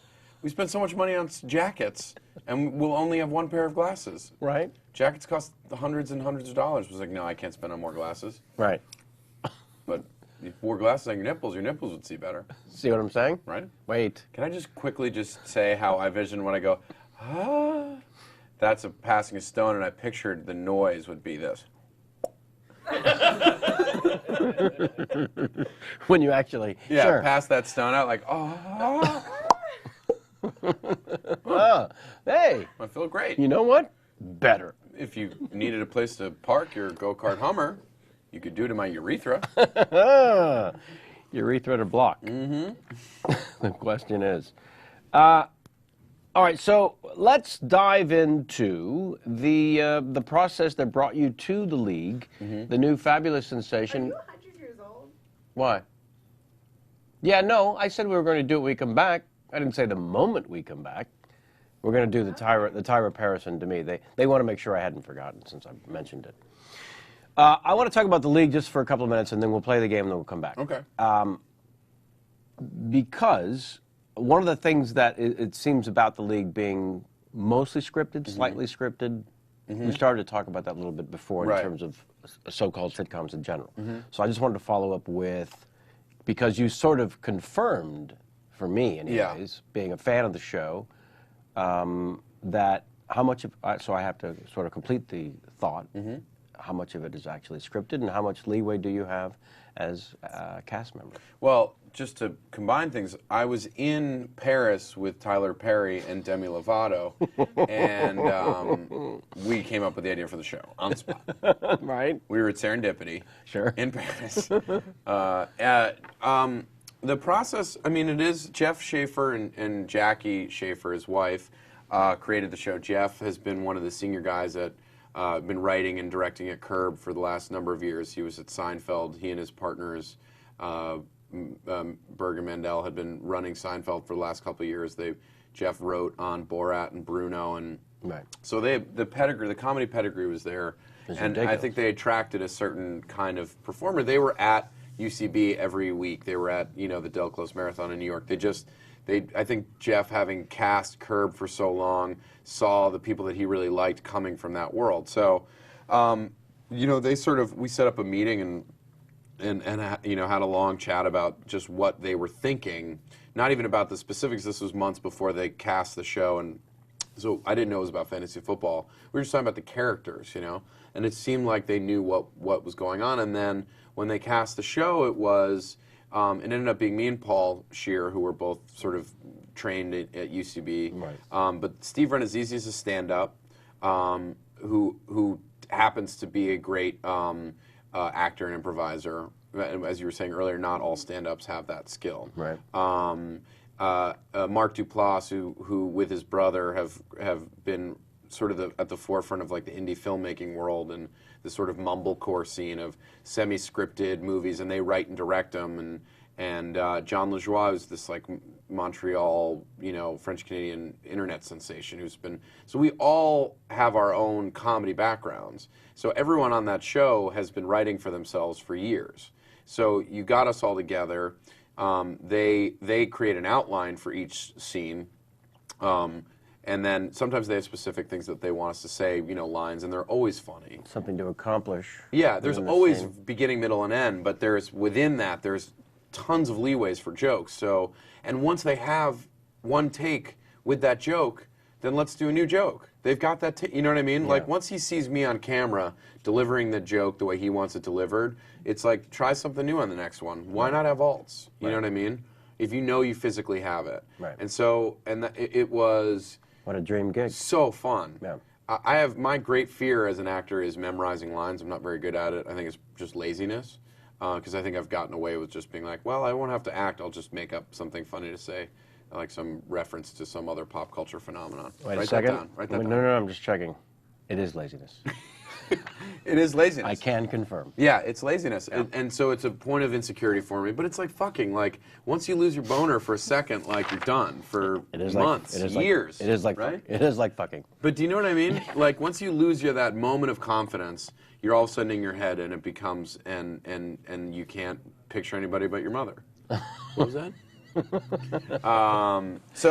But each scene was, we had no budget, so no day ever went over 12 hours. That's great. We shot the pilot, and then we shot some reshoots on the pilot, and 5 episodes in 4 weeks. Great. Which meant long days, were intense days, and because it's improvising, it's quite draining, but so fun and so energizing and always fresh. Nothing ever felt old. It's like the adage that they pay you to wait, they don't pay you to act or whatever. Yeah. I never waited for anything. Right. And every take was... So you never got paid? No, I didn't get paid at all. Right. I paid to do it, like summer camp. Sure. But it was like camp. It was so invigorating and so collaborative. That's the other thing is like, there's no ego with Jeff and Jackie. Like, if you have a funnier line, they are glad to take credit for it. Do you know what I mean? Yeah. It's like Apatow, the Apatow model too. It's just like, let's get the funniest people we can get in a room, and hopefully they'll make it funnier. Right. You know? Right. Creating stories and events that make sense. By the way, the opposite of Saturday Night Live is what you're describing. Yeah. I mean, you know, it's tough to say. I have so many friends on SNL now that I think they do have funny stuff. I think no, not the matter of funny, the matter of freedom. Yes. Yeah. Or just like the idea that it's all on cue cards, it's scripted, it's so tightly, and you can't deviate really. That would scare me. I just love, I just love the freedom. Yeah. You know? Well, it's an unbelievable environment to play in, and then it also kind of spoils you for other films and opportunities that are certainly coming your way. By the way, how much does one have to start investing now in the Nick Kroll future in order to own a piece? Own a piece? What is the number we're looking at? We're looking at like... On a monthly basis. A monthly basis? Like 10 Take 5 candy bars? 10? Wow. It's a good candy bar, right? It's the best because it's got pretzel in it. So it's salty and crunchy. Take 5 candy bars. So far, that's Stoned, Simpsons, Take 5 pretzel, chocolate covered pretzel, clearly. But it's Take 5 candy bars, it's 5 ingredients. So it's got chocolate, caramel, obviously. A little caramel in there? Caramel, peanuts, peanut butter, pretzel. Pretzel's the fucking dark horse. Pretzel's the one that's taken over the top. Right. You know what I'm saying? The pretzel was where they went, oh, wait. Pretzel's Now. like Byron Scott. You know what I mean? Like, you can't win the championship without Byron Scott. I see what you're saying. For all those late 80s Lakers fans. But only 10 monthly. 10. All right. Which is really just 50 ingredients. No. Yeah. Okay, now, it's time to introduce you to a game that will possibly change your religion. Okay. Which clearly needs to be done. From Episcopalian to Lutheran? Right. Were you, in fact, bar mitzvahed? Yeah, I wrote a book about bar mitzvahs. Yeah. I co-wrote a book. Bar mitzvah disco. Yes. We're going to talk about that as well. But first, Sam? Yes, sir. Would you join the festivities, please, while I pull out a $20 bill? Yeah, that's right. You knew this was going to happen. You told me it was going to happen. I warned you. You was threatened. He was threatened. All right, let me see if I got a 20. Hold on. There we go. All right, it's not terribly crisp, but Sam, please advise the rules to our guests. Mike? I Unmute. realized it was still muted. You That's sure? no good. We good now? Better be good now. Yeah. Getting a yeah. Getting a yeah. Look at that. Look at that. Here we go. I want that fucking money so much. Well, we'll see about it. Oh, you are Jewish. Jesus. All right. So we have a little game here. Tyra, Paris, or Demi. Okay. By the Here's how way, it works. if you're called a Jew by Sam, I think you know what that means. There's no way out. Yeah. So here's how we play it. Uh-huh. I'm going to read a series of 8 tweets. And after each tweet, you are going to ring in. You ring in by saying your name. Okay. And then you are going to say who you believe wrote that tweet. Okay. It will either be Tyra, Paris, or Demi. Okay. Now here's how the scoring works. For every correct answer you give, you're going to get yourself 5 points. Okay. For every incorrect answer you give, you'll lose 3. That's right. There's a penalty for being wrong So that's here. right. Don't just try to buzz in and guess. Like at home. Yeah. There's a penalty for being wrong. I was wondering, I think your mic really is, my mic is off, they're saying. They missed all of that. I can explain it. I'll explain it. I give up. I quit the show. I'm done. I can explain it. I don't know what to tell you. Come on in, This Kenny. is the mic you guys put on. Come on me. in. Oh, yeah, yeah. Let me take Yeah, a look at that no. sweet Take a look. ass. What's going on? Let me take a look at that What's sweet going on? ass. You are on mute. And Now I'm off mute. So when I said I thought I was on mute before, and you guys told me I was off mute. Let's take a look. See, but this is What week are we on? Oh, you're on. What week is this? Just like on Chaz Rose. This is like on Chaz Rose. Same thing. Do you know the first movie that I did with Chaz, Parliamentary? Right. Diabolique. You're contemplating whether or not to share it? Yeah. This was 82. All right. Yeah, it makes sense. I was 4 at the time. I was real coked up. I had a problem. Clearly. And he set me straight. Right. And I was shouting at the boom guy. I said, "You fucking, you get this." Right. You know what I mean? No. I said, "Show some respect." And I never did, and I thank him for it. Does that make sense? Okay. So, Just the crystal skull? Yeah. Yes. Okay. It's the crystal head vodka. Okay, great. Is it confirmed that we can hear Sam now? We good now? Fantastic. Everybody's good? All right, so Viewers, you're gonna they're good? One of All 8 tweets. One of 8 tweets. I'm going to read the 8. Here you go. Here again, the scoring. You get it right, you win 5 points. You get it wrong, you lose 3. Now here's how you get yourself an extra point. Okay. If you believe the answer is Demi Moore, you don't say Demi. You say Ashton's old lady. Okay. Because that's Ashton's exactly old lady. what she is. She's Ashton's old lady. Gotcha. Is everybody good on the rules? Yes. Please, dear Christ. Let's begin. Let's have a good game. Tweet number 1. Uh-huh. Good morning. Off to do a cover shoot with Merton Marcus for W Magazine today. I will try and get some behind-the-scenes shots to share. I like that. We're gonna let Nick okay, have it. go to the video. He clearly was trying to buzz in first, but wasn't paying attention. He was too busy ridiculing. Tyra. Say your name. Nick. Tyra. Incorrect. That was what I was going to say. So thank Christ. Incorrect. -3. -3. So What? sorry. That would be Ashton's old lady. Okay. See, surprising. Yeah, you'd think W. I guess I just okay. All right. Yeah. I know. That's the fun thing about the game. They're not obvious. Right. All right. Good luck to you. Thank you. Tweet number 2. You're getting good at this quiz show shit. Good luck to you. And Yeah, good you're luck right. to you. I'm not sure I appreciate the way you said quiz show shit. No, I didn't mean it that way. No. I'm just giving you a sense of What to look forward to? All right, go season ahead. 3.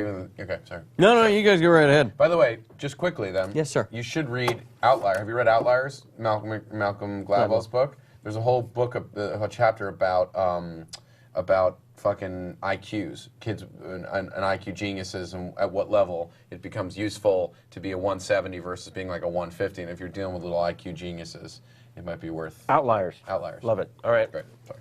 Thank you. Tweet number 2. I want an African gray parrot. They are so cool and smart. I love how they can talk and mimic anything they hear. So amazing. You know what really throws you off is the line reading. Yeah. Yeah. You have no idea, given No. all that enthusiasm. Yeah. Because not one of them care about life that much. That was all exclamation points after every sentence. I want an African parrot. So cool and smart. Kevin. I love how... Paris. That's correct. Yeah, I would agree with That's that. correct. You get yourself 5 points right there. Fucked. Yeah. Good luck. You get to keep your 20. All right. Here we go. No, anyone's game. Anyone's game. Tweet number 3. I just want to make sure I'm still playing for nothing here, right? It's only I can only win $20. Okay, great. Let's go. Tweet number 3. Don't you belittle that 20. You want to raise it to 100? Whoa. The boy needs incentive.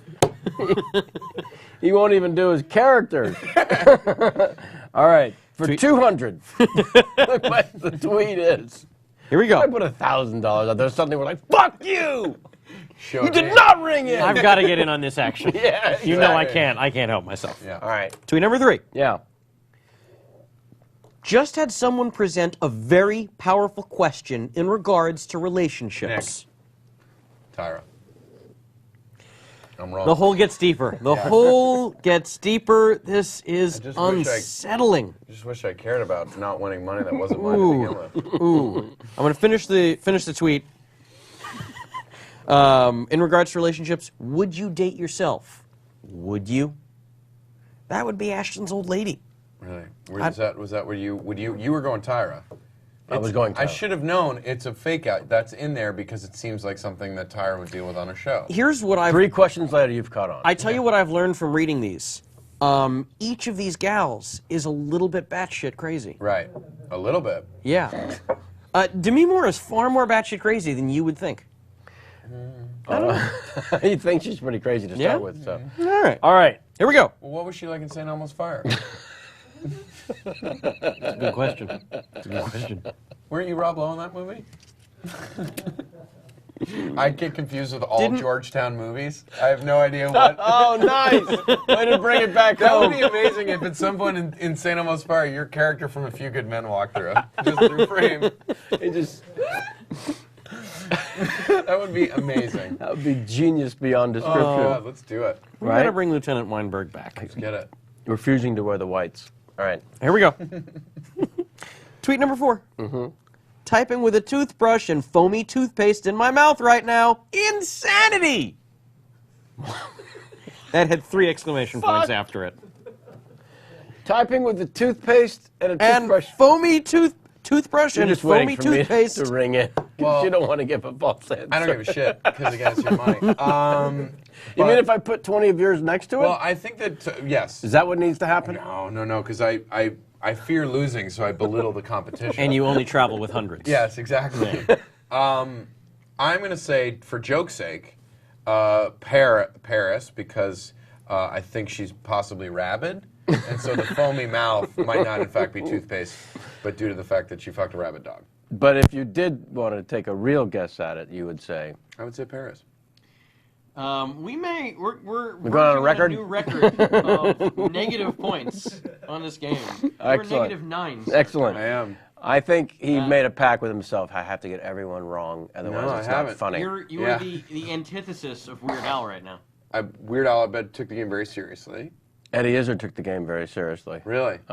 And that's why... They have $20 that they didn't care about either. Pollak money. All right. Yeah. All right. Tweet number 5. Okay. By the way, it's only -9. Yeah. Two correct answers, and He's right back in it. You're back to caring. Wow. Our power has been totally out for over 3 hours. Kevin. We're so freaking... Kevin. Has to be, to me, even though it doesn't make sense to go back to her so soon. Hour. But you use the word hour. I like your thinking. I like your thinking there. That's correct. But you're only going to get yourself 5 points because you didn't call her Ashton's old lady. I don't need more. Literally doesn't. That negative 9. All right. The rest of that tweet wasn't even interesting. So How many questions left? we got 3 left. So it's almost impossible for me to... Almost, but not entirely. Yeah. Not entirely. It is impossible, actually, but we can keep going. No. If I get 2 wrong, I'm down to 4, and Right. you get 1 right, you're up to 4. Negative. You can -4. Yeah. It's fine. I can still win. Yeah, let's go. Here we go. Tweet number 6. Yes, I am a bit of a tomboy. I love sports. I used to be on the ice hockey team in high school. It's, it is not damn obvious that we want it to be. We want it to be obvious, and it isn't. It isn't. Ice hockey team. Kevin. Yes, sir. Paris. Yeah, I think that's right. That is correct. That is correct. It makes sense because the ice hockey. There was an ice hockey when Demi was in high school for girls. Right. Right. And go ahead, say it. Yeah. Let's be honest. She's heavy, so yeah. she probably wouldn't do well on the skates. She's so tall. Tyra, no, I was going to say that Tyra was shoving Fabergé eggs up Valentino's ass when she was 17. And it's so hard to put on skates. Yeah. When your hands are full. When you're just knuckles deep in an Italian queer. By the way, that is the name of your 4th book. Knuckles Deep in an Italian queer. There it is now. You were writing on Chappelle when you wrote that book. Yeah, absolutely. Okay. Wrote the shit out of it. Well, at this point, it's not anyone's game, so just for shits and giggles. All right, let's bring it home. Let's do these last 2. All right. Tweet number 7. Yeah. I'm wearing a bathing suit as a shirt on Jay Leno. Can you tell? Anyone can ring in. It really doesn't matter, guys. As a shirt? Yes. I'm wearing a bathing suit as a shirt. That's what I said. On Jay Leno. On Jay Leno. Kevin. It has to be Paris again. I'm afraid that's Tyra Banks. Yeah, that was my... An incorrect answer from the champ. Did I win? It's not over yet, but... Did you win? No, I can already tell you. Tweet number 8, and this one is my personal favorite of the bunch. Okay. Feeling nervous, I must admit, wearing navy blue and always trust cold water to remove blood. Demi, Nick. Yes, sir. Demi. This Ashton's old lady. You're right. That crazy, crazy old lady did write about removing blood with cold water. Did I win? You won 1 correct answer.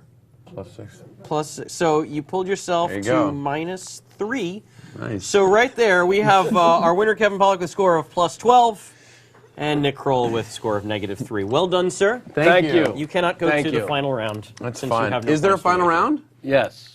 Which you're not invited to. Participate. Now you care. And neither am I. That is. Good day to you, Thank you, Sam Levine, ladies and Jews. Bring those paws That is together. literally, by the way, what I do. If I sense that I'm going to lose, I stop taking the game seriously. Your whole life. Yeah. Yeah.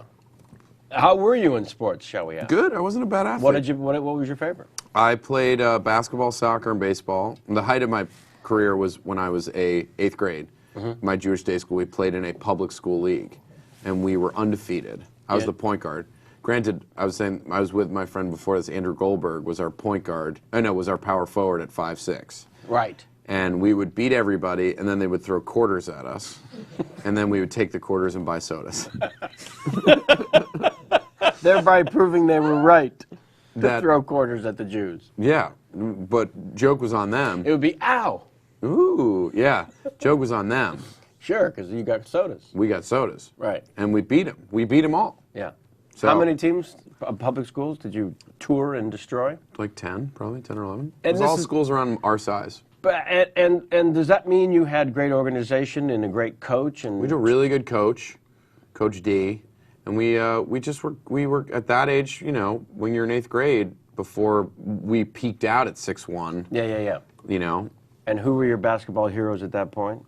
Gerald Wilkins was my favorite player. It was Dominique Wilkins' brother. Sure. He was not a great player, but he was on the Knicks. I was a big Knicks fan.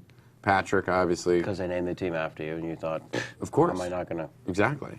But I used to go to I went to a bunch of those games. I saw the game where Reggie Miller grabbed his balls at Spike Lee. Went to the game that we finally beat Jordan. It was, you know, I was a big Knicks fan. I love basketball. Yeah. And then I think when everyone else hit puberty and I didn't, that's when I stopped caring about sports because I stopped getting good at them. Really? Yeah, that was it. If you can't compete, what's the? Right. Yeah. Is this annoying to hear me scrape on a piece of paper? Not for anyone but the sound. Fuck those guys. Martha _ S. It feels like a tweet 5, is it? Yeah. It's a tweet 5. T5. There we go. T5. T5 forever now. It's so sad. He'll be dead in a month. Stand up or sketch? See, if you have to choose, there's a gun to your head. I don't like actually doing sketch comedy. I like doing characters live presentationally. Right. I don't like being stuck in a thing that I can't adapt to the audience at hand. So, does that make sense? Yeah. So, all my characters on stage are presentational, and then you shoot it, and that's, I guess, sketch. Like Ed Hardy Boys, I guess, is sketch. But I want to talk about you and John and the Oh Hello and the because you guys started as my understanding was the two of you on stage doing sketches. Well, it was always presentational. Right. I just hated the idea of I never bought the idea that you are on a stage, you're doing a scene, and the audience, and you don't acknowledge that there's an audience there watching you. Right. You know what I mean? I just never bought. I mean, I've seen amazing sketch comedy. I was maybe never secure enough with the sketch to not be able to talk to directly engage the audience. We're in a room together. Do you know what I mean? Yeah. I can't pretend I'm like ladling soup with nothing. Do you know what I'm saying? Like let's acknowledge each other. And I just have found that it's always more fun it allows you to stay more loose and fresh and improvisational if you're interacting with the audience like a stand-up. Right. Does that answer the question? TV film, now that you've done both. I just want to do films about TV. Long-haired cats or short? Fuck cats. Seriously? Fuck them. Fuck cats. What else? That's the first joke that I've ever had a point of view on, by the way. When you were earlier on, yeah. 6 days ago when we started this interview, fuck cats. Let's share. Start to finish. They're the worst. They're ungrateful. And they're cold. And they're indifferent to me. On a scale of 1 to 5, can I have 3 points for the fact that they bury their own shit? Do they really? Yeah, 3? I'll give you 3 points What for do you that. mean, do they really? I stay so far away from interacting with cats. I've got hatred without knowledge. Yeah. It's the only animal, actually, that buries its own shit other than humans. Ugh. What do you mean, ugh? It's disgusting. As opposed Do you like that? As opposed to picking up after your dog? Yeah. You don't want an animal that's cleaning up after itself. No, because that means they're hiding something from you. Not just burying their No, shit. because they're burying the Jew gold. Yeah, if you went into that shit, you'd find lockets, you'd find old mementos, the love of an ex. A nice book. Yeah, a good read. The love of an ex. Yeah, That'd be they next hide to it the all. Mentos. They hide it all in those tiny little fucking Tootsie Rolls. They hide it and still stinks up the fucking joint. Right. I mean, I could do my material, which I won't. No, but seriously, fuck cats. If you give if you bring something into your home and you care for it, the thing better show you some level of affection. I see. And it better not make my eyes red and my neck itchy. Now we've gotten to the heart of the matter. Yeah. Pork buns or pigs in a blanket? Oh, great question. Oh, pigs in a blanket are one of the only ways that I know that God exists. Pigs in a blanket are what a dog's dick would taste like if it was delicious. Pork buns, however, specifically David Chang's Momofuku pork buns in New York, are just perfect. Whose? David Chang, Momofuku. Is the name of the... Yeah, it's the name of his restaurant. It's literally, and he just put out a book. He just put out a cookbook. It is, you spelled it right. Very well done. Thank you. The most delicious thing I've ever eaten. This guy's food is crazy good. What part of town? East Village. He's got like 3 restaurants. A noodle bar.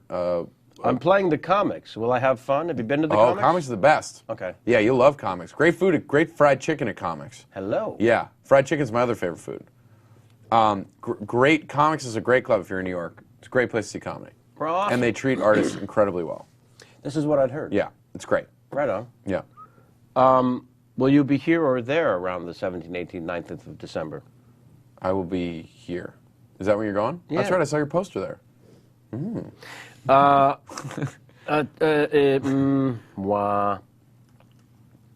this is a good one. Marry, fuck, or kill? Marry.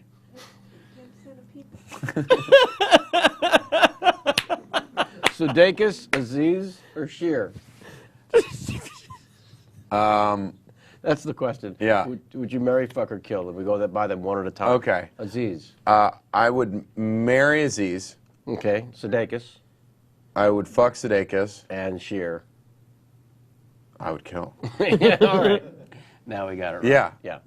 That and longevity with Aziz. Right. Suds, he's just got that white boy charm. Gotta fuck that. And fuck Paul Scheer. Guy's a piece of garbage. Actually, we had just arranged your appearance here when we had Paul on the show, and he taped this for us about you. I made that up. We were excited. Sammy's sphincter tightened. We do that here? Paul is such a good guy. Paul is such a nice guy that it seems like it's a front. Right? But it is not. Like he, too, is burying things. He is a mensch. Yeah. He is a mensch. Yeah. All he is burying is all that is wrong with the world. Right. Putting it away. So that the rest of us just have to smell it up in our house for the rest of the week. can be happier. Yeah. No, I keep seeing Paul Scheer at auditions where he and I are both reading for the same part. And I gotta believe they really know what they're looking for. When they throw They're that net. bringing me and Scheer in Right. there. We go either way with these guys. Scheer can pass. That's the other thing. People think he's Jewish. Don't they? Yeah. People think Paul Scheer is Jewish? Yeah. You know Blind why? people? Intellect and funny. Well, all right. You wrote on the Chappelle Show, no? I was a contributing writer to the Chappelle Show. I wasn't a staff writer, but yes. Me and the guys I went to college with, we eventually started an improv group. I did I Love the 30s with for ComedyCentral.com. Oh, stuff. okay. We all pitched and wrote stuff, and the biggest sketch that we pitched to them that they bought was the white family whose last name is spelled Niggar. And that was a hit.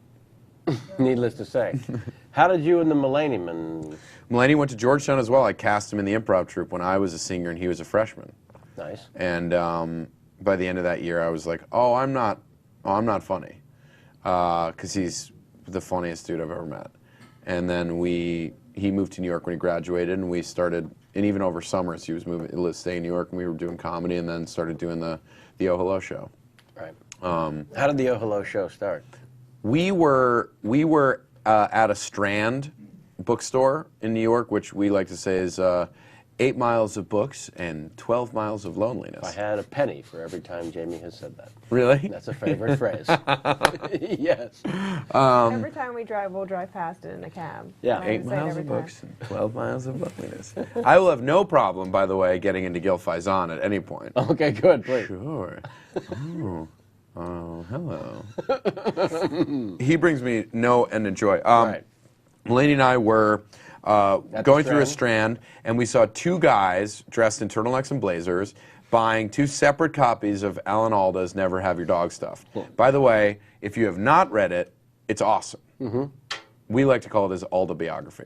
And we followed them out, we followed them to a coffee shop, and watched them both sit down with their individual copies of the book and start reading them at a coffee shop together. No, this didn't happen. Yeah. It's amazing. It was I don't know what's more odd and hilarious. That those men exist or that we chose to follow them. Yes. Yeah. There is something so comforting to me about a self-righteous Upper West Side racist liberal. I can't tell you, like Cy Abelman in A Serious Man. Right. Like, it makes me so warm to see a man like that. Who I despise. Of course. Brings me such great warmth and joy. Right. You just want to see him on fire. Oh, every day. Right. So you guys followed them to the bookstore. You're laughing yourself sick when you follow them to the coffee shop afterwards. I mean, and then we just started and then talking. Of We course, listened. it makes sense to bring that on stage. Well, we just started for months though. Weirdly, we just started talking like them. Be like, oh, let's get a little cocaine. Like whatever it was. We started talking like that. Did they and then say something like? No, that's Tim where Square. Tim Square. Ooh, Tim Square. Did they say that, or was that? I think that just became quickly that, whatever they were saying, and then it just became like, we'd watch a few. It's just like the Upper West Side is just littered with them. And then it just became, the way we talked constantly, it became more comfortable to talk that way. And then that led us to starting. I was like, well, we should probably get something out of this. So we started hosting a show as those guys. Right. And it was so fun. We just hosted it like a stand-up show. We'd have guests and then we'd interview them. We'd berate them with questions. Right. And then we would drink a tunatini at the end, or a martuna, or as the lesbians called it, martuna navratilova. Like it. Is he now a writer? He is a writer on Saturday Night Live. Yes. Right. Because that's how we met him, I think, the first time is when we went. And and someone said, this is the funniest person on the planet. Yeah. And he was introduced to us as It's well. him. And you're going to concur. Yeah, bar none. It's ridiculous. And what is his, I mean, I'd only seen you guys do that on stage at LA UCB. It's just an abject, he's fearless. It's not fearless. He's just, I think he might have a photographic memory, so he can write something and remember it word for word. His ability, he's a student of comedy. I mean, he's an old soul. I mean, he's a kid, an Irish Catholic kid from Chicago, and he understands the psyche of an Upper West Side Jewish person better than anyone I know. And I think it's just, he's also just like, he grew up listening to like Jack Benny, and so he's got this amazing historical knowledge of it. The thing he was doing, and I love the 30s even, was destroying me. Yeah, Dory Van Horn. Oh my God, it's so funny. And where can we moved. Yeah, I don't even remember his name. Where can we point people to find that? Well, if you go to my website, nickkroll.com, there's one of the posts there for I Love the 30s, and then it'll take you to the brilliantly functioning website at comedycentral.com. You're not particularly thrilled with that particular They one. just never have quite figured out. Lovely people. Lovely people. Let's talk about Bar Mitzvah Disco for a moment, please. Okay. Or chicken or the egg, layers. I'm very interested in layers because your dossier said that writing, directing, and acting as well. Oh, I didn't direct it. Okay. Me and the Sklar brothers did it. I was a character, it was a joke that I had briefly, that I was an agent who represents other agents. Right. And the Sklar brothers heard that and thought it was really funny, and they were like, "We should be your publicists." And so it became layers, in that it was like just layers of like all I had in my office is like MC Escher's, but it was a photograph of a photocopy of an email that I had scanned in of an MC Escher. Yeah, exactly. And it was really fun to do. Was that one, or you did many? We did like 6. It was a series for Super Deluxe, which has since crumbled. Right. That's yeah. Tell me about what you think, because you studied this in school and you were going to change the media for all this. It failed horribly. Tell me what you think about which an aspect that you've participated in and continue to, which is original content online. I mean, the whole idea here was, well, I'll get these uncensored, no time restraints, and clearly an environment that people feel they can say anything, because who's going to watch this? And lo and behold, 500,000 people so far. So, a reaction that I would expect, knowing that people are going to be watching. I was just passing a gallstone out of my mouth. And thank God. Is that right? That's hopefully the sound. But original content online is anything and everything. Yeah. Whether it's, as we saw in South Park, Asian chicks crapping in your mouth, or the Oh Hello Show. I mean, it's everything in between. And the stuff that you're doing allows you a milieu to pretty much do whatever you want, whenever you want. Right. So what has your relationship become with Funny or Die, and what other venues are you using? We did I Love the 30s was for ComedyCentral.com, Motherload, which has, I think, since been folded into one of their other websites. Is it Adam? Adam, and they, they were paying us before they realized that they couldn't make any money off the web. Then we did Layers. I did Layers for Super Deluxe. Again, a really fun series, but paying us for something that wasn't going to make any money. And then, since then, I've had the privilege of being able to make a living and doing whatever it was on the web as a way to express myself, do things that wouldn't work elsewhere, that had a time-sensitive feeling, like the Ed Hardy Boys or whatever it was. And I think the media is generally very scared. We're all very scared of like zeros and ones. We're scared of digital technology. I see it as an amazing opportunity that we can go off and make our TV show ourselves with nothing, with a couple $100, cameras, and someone who's got Final Cut Pro. Like it's amazing that we have that. We don't need the machine to create anything anymore. And that means anyone. That means anyone. And that means there's a lot of shit out there that people like, and then there's a lot of good stuff that people like. So for me, it's always been like Funny or Die, like their deal is basically like, we're going to give you a forum where people are going to come to see stuff. We might not get the biggest audience in the world, but for me, it's like I've always wanted to appeal to comedy fans and people who can give me jobs.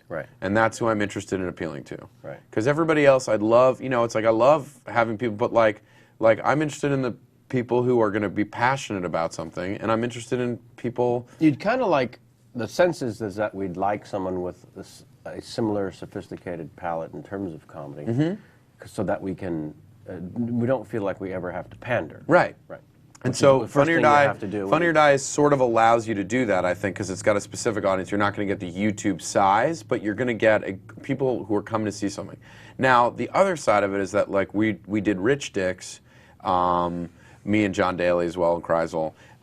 We had the idea, and Kreisel we brought in to direct it, and we shot it ourselves for very little money, and put it on. We were like, well, we'll break it up into smaller pieces and have a webisode, and put it out as like, because people don't want to watch like 7 minutes of something on the web, as opposed to 2.5 hours. But I think that we decided to just put it out as it was, which was like 5 vignettes lightly tied together of these guys' lives, and it worked. And we're doing a pilot for it at Comedy Central now. Now, if we had gone in and pitched that show to Comedy Central as is, without having tape of how we wanted to look, maybe they would have bought some version of it, but I don't think they would have bought it and allowing us to do it the way we want to do it. So you financed it yourself and threw it up on Funny or Die. Funny or Die. Mhm. And your deal with Funny or Die, as all the deals are, is that they produce it and they. In that case, we made that ourselves because we didn't want them to own. That's what happens when they produce it. They get to own it. So it depends on the specific deals. I think it just depends, but yeah, I mean, because they also have a series now where they're doing with HBO, where they're doing Funny or Die content for HBO, half-hour chunks, which is going to be amazing. It's like Tim and Eric sketch show has one, Hubel's doing one, Sheer and Riggle are doing one, Slovin and Allen, amazing comedy team out of New York, are doing one, a bunch of people. It's just 10 half hours of comedy, that Funny or Die. So they'll be producing that stuff. So, my feeling is we made it the way we wanted to make it. Because I feel like... Get the creative freedom first. Yeah. And then see someone with a larger venue if they want to spend their larger money. Yeah. And show it through their portal. But establish up top what it is before they can get their paws on it. Right. Take it or leave it. Yeah, and it was, in that way, very effective. And there have been other things, like Rob Corddry did a series for the WB.com Children's Hospital, which is now He going... sat in that very seat and talked about it. Oh, cool. Did you just cut one? I made. Cut a gallstone out your butt? I made. What if we started calling duties butt stones? So, anyway, but Corddry is that they're now doing season 2 on Adult Swim. So there are ways of... No question. And they're going to air season 1 on Adult Swim first. Right. So I think there are ways of doing... If you make a good product that people enjoy... And it's clearly, if you build it, they will come. That's the great thing about it. The point you made is anyone can do this with the equipment that's out there and the time and the thought. Right. And then guess what? The same thing with stand-up comedy, which has always fascinated me, was that one bizarre profession that everyone can kind of do in the sense that everyone can tell a joke. Right. So they say, oh, you're a comedian? Yeah, me too. What do you mean you? Yeah, you too. Who are you? Right. So here you have an opportunity for everyone to make vignettes, web series, what have you, and then the very few that are actually the networks or broadcasts or traditional media deem worthy. Right. There's gold and then there are hills. Yeah, and I think a lot of people have succeeded on the web and then get their opportunity to do something on TV, but they're not truly ready because they haven't spent years and years building the craft. It's like a farm system has been developed. Yeah. And the difference is you can actually own what it is that you're creating within the farm league, which to me, that's one of the most exciting state-of-the-art parts about it that hasn't existed before. Yeah, it's amazing. It's just amazing that even 10 years ago, if you're like, I want to do a chat show, you'd have to go to whoever to get the funding to put together a pilot that might never see the light of day. Right. But whereas now you're like, I want to do a chat show, you put it together, and you're able to put it out there the way you want to put it out there. Right. And I think that's where, financially, I don't know how it all works in the end. All I know is that, all I want to do is make things. I love the idea that I can make money and maybe get laid every once in a while because I've been captured in two-dimensional form. But day to day, the idea that I can make things that I think are funny with funny people, and that I make enough money to live that way brings me incredible joy. Right. Well, people are going to want to know how it is you're making a living by shooting your own things on and putting them up online. Right. Well, because Funny or Die are obviously not handing out paychecks. No, they're not paying at all. But it's calling cards. It's I meet Will Ferrell, and Will Ferrell has seen and loved, loves rich dicks. I feel weird saying that, but I mean, there are those situations where people around loves town rich dicks in general. Yeah. He loves penises that have been covered in royal blue velvet, which of course connotes wealth. I was hoping that you would visualize the words. Tiny crown. A tiny crown sits atop. Yeah, that rich dick. Lorne Michaels has one of those, right? Yeah. Yeah, so I thought. Does that answer your question? Absolutely. Great. And now, sir, it's time for another Tweet 5. Ready yourself. Let's do it. As we involve your audience with their questions to help one day you having a point of view. At Educate Me, please. Tweet 5. T5. There he is. I love T5. T5 forever now. It's the simpleton for all the ages. 1. Oy vey, my son is gay, or Ollie Klubersturf. What? Versus the Nazis? Ollie Klubersturf versus the Nazis. Have you seen that show as well? No. Or the billboard for it, the way you've seen Oy vey, my son I've is gay? seen Oy vey, my son is gay. And You've actually seen the show. I've seen it. I thought it was a play, but it's a movie called Oy vey, my son is gay. I thought it was a play too. It might have been a play that they based now... on the billboard. Yeah, it looks like a play, Yeah, right? yeah. That's how antiquated it is. It looks like a play. But it was, I saw that billboard and I was like what religion is this about? And what's this movie about? Sure. So those are the things that, there are no signifiers in it for me to know. And the other one, Ollie Klubersturf versus the Nazis is a short film that I shot earlier this year written by Damon Lindelof. Oh, really? No idea. Damon wrote it as a one-act play 10 years ago. And how is it? Is it out? It's not released yet. Have you seen it? No. All right. But I remember So- shooting it. It was great. Is that Damon?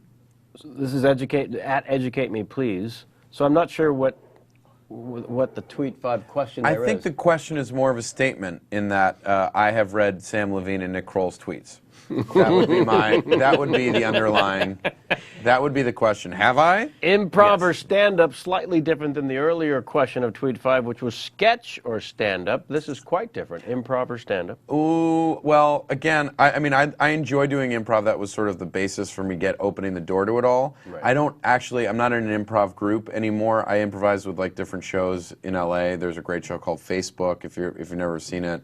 There's a great show called Soundtracks, and obviously ASCAT, which is like sort of the granddaddy of them all here. Sam was saying you just did that in LA? I did monologues in New York. But I love them both. I have more at this point more experience doing stand-up. I like that I can go anywhere in the country and get a microphone and do stand-up. Improv is a little more difficult, but if you have a group of people, improv can be amazing anywhere. Right. And I would say, of course, my improv informs my stand-up. I would say my stand-up should not inform your improv. It's not supposed to. You should never have like a ready-to-go joke like you do in stand-up. Improv should be as organically real as possible. I have no idea what you're talking about. Cheesy or vulgar? Cheesy or vulgar? On your toast. I like a... Geez, I tend to get vulgar, but I usually do it under the guise of a cheesy character. I like it.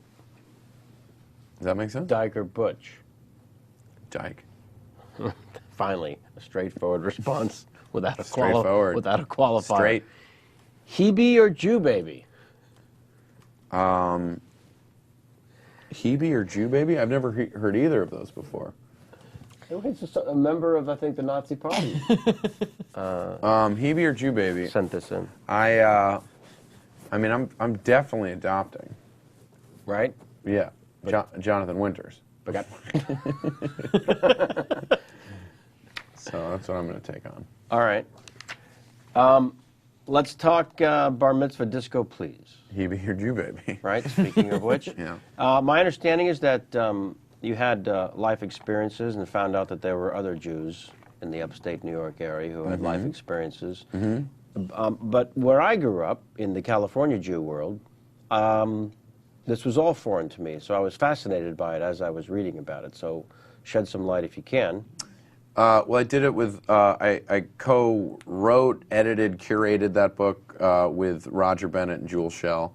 And Roger is from Liverpool, England, and Jules is from Bexley, Ohio, and I'm from New York, and we sort of, various ages. Jules and I are close in age, and Roger's a little older, and we found that there were a lot of similarities just contextually to the bar mitzvah experience. Just being that age, it was really just being that age, that 13-year-old awkward, being forced to be in a social environment with adults and all that kind of jazz. And so we started putting up pictures of our friends and of us from our bar and bat mitzvahs on a website. And this was just when the web was sort of beginning to like become this thing where it's like, hey, you put up a funny website, you'll get a book deal. And that's basically, we put up a website and Gawker picked it up and a few other websites picked it up, and then people started sending in all of their own pictures and people started commenting on the pictures. Just became this sort of, weird phenomenon of people snowballing to just get involved. And wanting to tell their story. Right. And so then we got a deal to do the book and just gathered thousands and thousands of pictures and started seeing what we had and being like, all right, well, okay, this chapter is the one black kid at the bar mitzvah, because every album that we got had a table of pictures and there was always one black kid at the bar mitzvah. Mm-hmm. And then we found my black Jordan friend, my black Jordan Carlos, a very funny black comedian in New York who grew up in Dallas and grew up going to a lot of bar mitzvahs, and he wrote a poem about it. Oh, nice. And then we got some, David Wayne and. You did grow up wealthy, huh? He did. Yeah, I you did? did. Oh, yeah. Am I I did. black? Come on. No. No, got but I commented on it, so it's not. So, all right. So then Camp was next?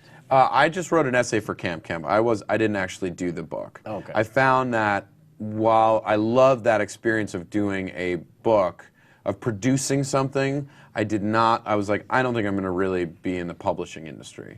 But it's booming. Shit ton of work, yeah. And it's doing great. Almost 10,000 books were sold last year. Right. It was a great experience, but it was so much work, and it's just not my medium.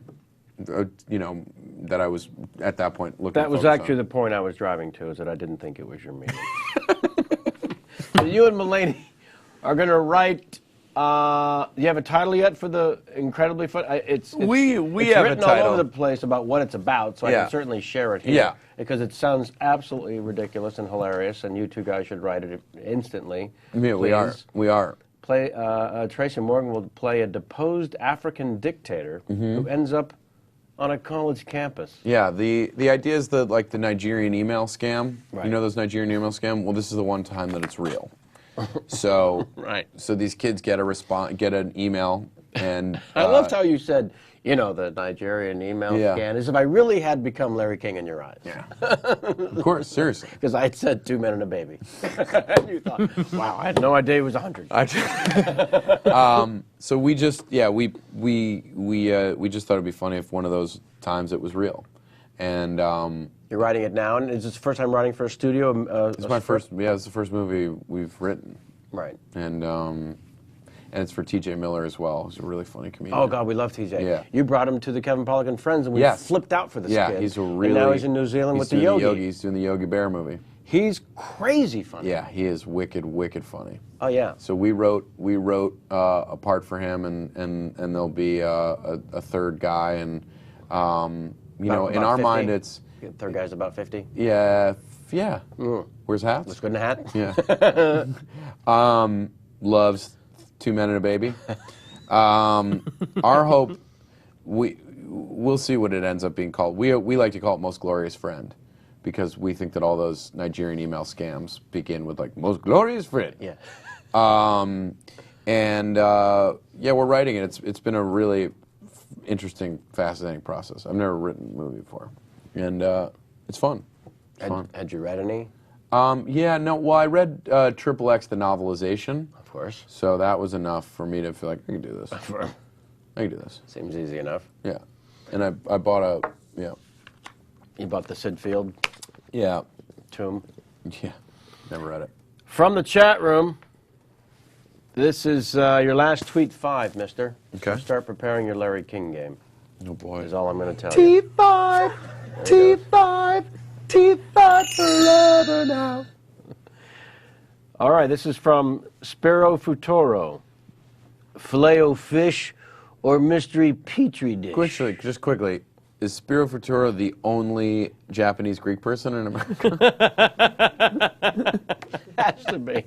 Right? Has to be. Right? Wow, how could that even Chicken happen? yaka souvlaki tori. What was the souvlaki joke, and she was nowhere to be found. Did you love the souvlaki? Oh yeah, sorry. What was it? Filet-O-Fish or mystery petri dish? Filet-O-Fish. It was a part of a joke I did with a I literally did. I mean, it turned into a joke, but it really was. Every time I go to McDonald's, I would ask what type of fish the fish fillet was, and the best response I got was square. Yeah, I don't know, like a square fish. And I was like, oh, okay, a square fish. It turns out, by the way, there was a New York Times article about it that it is a New Zealand fish. It's not the hot dog of fish? No, it's from the deep depths of the New Zealand ocean, the Pacific, and these fish are grow to be 100 years old. They're 4 feet long, and they somehow they have a beautiful, buttery, flaky meat. And the McDonald's people found out about this extraordinary Yeah. 100-year-old wood and decided to start chopping. And that's they were farming they weren't farming, they were scooping up 15 million pounds of it a year. Wow, I like that a lot. Really bizarre looking fish. Yeah, too, from it's what a I remember. real ugly fish. Yes. I think all fish are ugly. Yeah, it's true. It does look like the fish looks like what you're just like butt Go. explosion after eating. Go there. Yeah, I have to. Please. Vulgar or cheesy. Mm-hmm. I'll tell you what. Eat enough cheese, it'll make me say vulgar things. That makes sense. Thomas Lennon or John Lennon? I think. I mean, as far as screenwriters go, I'd go John Lennon. Mm-hmm. As far as people who should be shot, Tom Lennon. See how that worked out? Yeah. Because this person, as I get to number 3, it's crystal clear that they're attempting to be funny, and you brought it upstairs. Did I? Yeah. Yeah. Ponzi Do scheme or assassination. Fonzie scheme? Oh, I like that. See what I'm saying? Oh God, I love it. Ponzi scheme. I got roped into a pyramid scheme. Thought I was going on a date. Ended up at a pyramid scheme. Is that a true story? It is. It's a long, not very interesting story. Here's what makes it interesting. It was with Henry Winkler. Nicest man in America, Henry Winkler. Is. Truly. Truly. Yeah. Hands down. Ugh. Like if my parents died in a car accident that I engineered, you'd want Henry to take over? Yeah. Yeah. I would love him to take the reins. Makes Tom Hanks look like a Nazi. Oh God. I bet Henry Winkler wears cashmere boxers. That's how I want that soft. Yeah. I want it that. Tom Hanks seems like he's also a genuinely good dude. Yeah, unexplainably. I like it. Yeah. Downward facing dog. Is this how the Tweet Fives always are? Or pileable platypus. What the? Oh, these are yoga positions. Of course, Alex.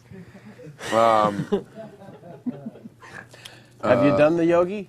I've done yoga twice. And your memories? Both times to impress a woman? One time to see an old girlfriend. Just to see her? Yeah, I asked for a private session. It was actually lovely. She's really good at it. I just get so nervous about farting that I would not be able to do yoga. Does that make sense? Makes more sense than not. We could have made of it. I don't understand why you couldn't ask a girl to go have a cup of coffee. Why you had to have a private session. Why? Because I can't stare at her ass at coffee. I see what you're saying now.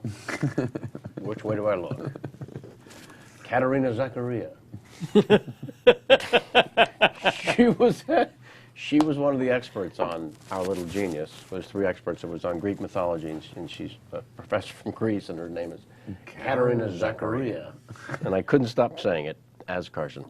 Speaking of which, Karma Suture or Karmic Sutures? Wow. Jesus, somebody stabbed this guy in the eye with a pencil. Is it the same guy? Yeah, it's all the same. How did these get through? Who fell asleep at the wheel? If only someone was... I love it. Keep bringing on. Look what it's inspired. Kama Sutra. I actually did a movie, called A Good Old Fashioned Orgy with Jason Sudeikis and Will Forte. That was the closer. Okay. So let's get right to it. Well, because it ends up being it's about a group of friends who go to the same house in the Hamptons. They have these huge parties and like white trash bashes and whatnot, and then Sudeikis, who's sort of the ringleader of the crew, decides his father, played by Don Johnson, decides to sell his house. Where we're fucked. We have no way to go and party, and so we have one last party that we can throw, and it's how are we going to top Oktoberfest in July or Star Trek versus Star Wars, and we decide on let's have an orgy. An intimate orgy for the closest friends. So it becomes an Indian themed, Kama Sutra themed orgy. And a crazy cast. Great Beyond the cast. few that you mentioned already, there's Sudeikis, Forte, Leslie Bibb, Lucy Punch, Lake Bell, Lindsay Sloan, Martin Starr, Michelle Borth, Angela Serafian, Keckner's in it, Don Johnson. So funny. I mean, just like everyone on that show, we finished that movie and everyone on that show got a TV show or got like 3 or 4 movies right when they got it. It's a really talented group of people. Who directed this? Pete Hike and Alex Gregory wrote and directed it. And it's we'll see what happens. We're hopefully it will end up in someone's hands to be distributed properly. Yeah. It's really funny. That's the all-important final step. Speaking of which, our friends Amber and Adam and the drones, I hear from Sammy, is closer to getting some sort of distribution. Yes, we are. Yeah, it's very exciting. It is very exciting. We'll tell you about that as soon as we can. As soon as we can. All right, good. Sir, that is your camera. When you are ready, I would like you to look into it, but beforehand, let me just say how unbelievably grateful I am that you could stop by and spend a couple of hours of your life with I us. appreciate it. I really meeting you and your compliments to me are very much appreciated. And 100% sincere as hard as they are to take. I appreciate it. All right, cool. So this is the... Yeah. Okay. Any which way? Okay. So it's like that, right? Mm-hmm. Okay, ready? Mm-hmm. I am made of marzipan and kept together by pizza dough and suspenders. Ho Chi Minh?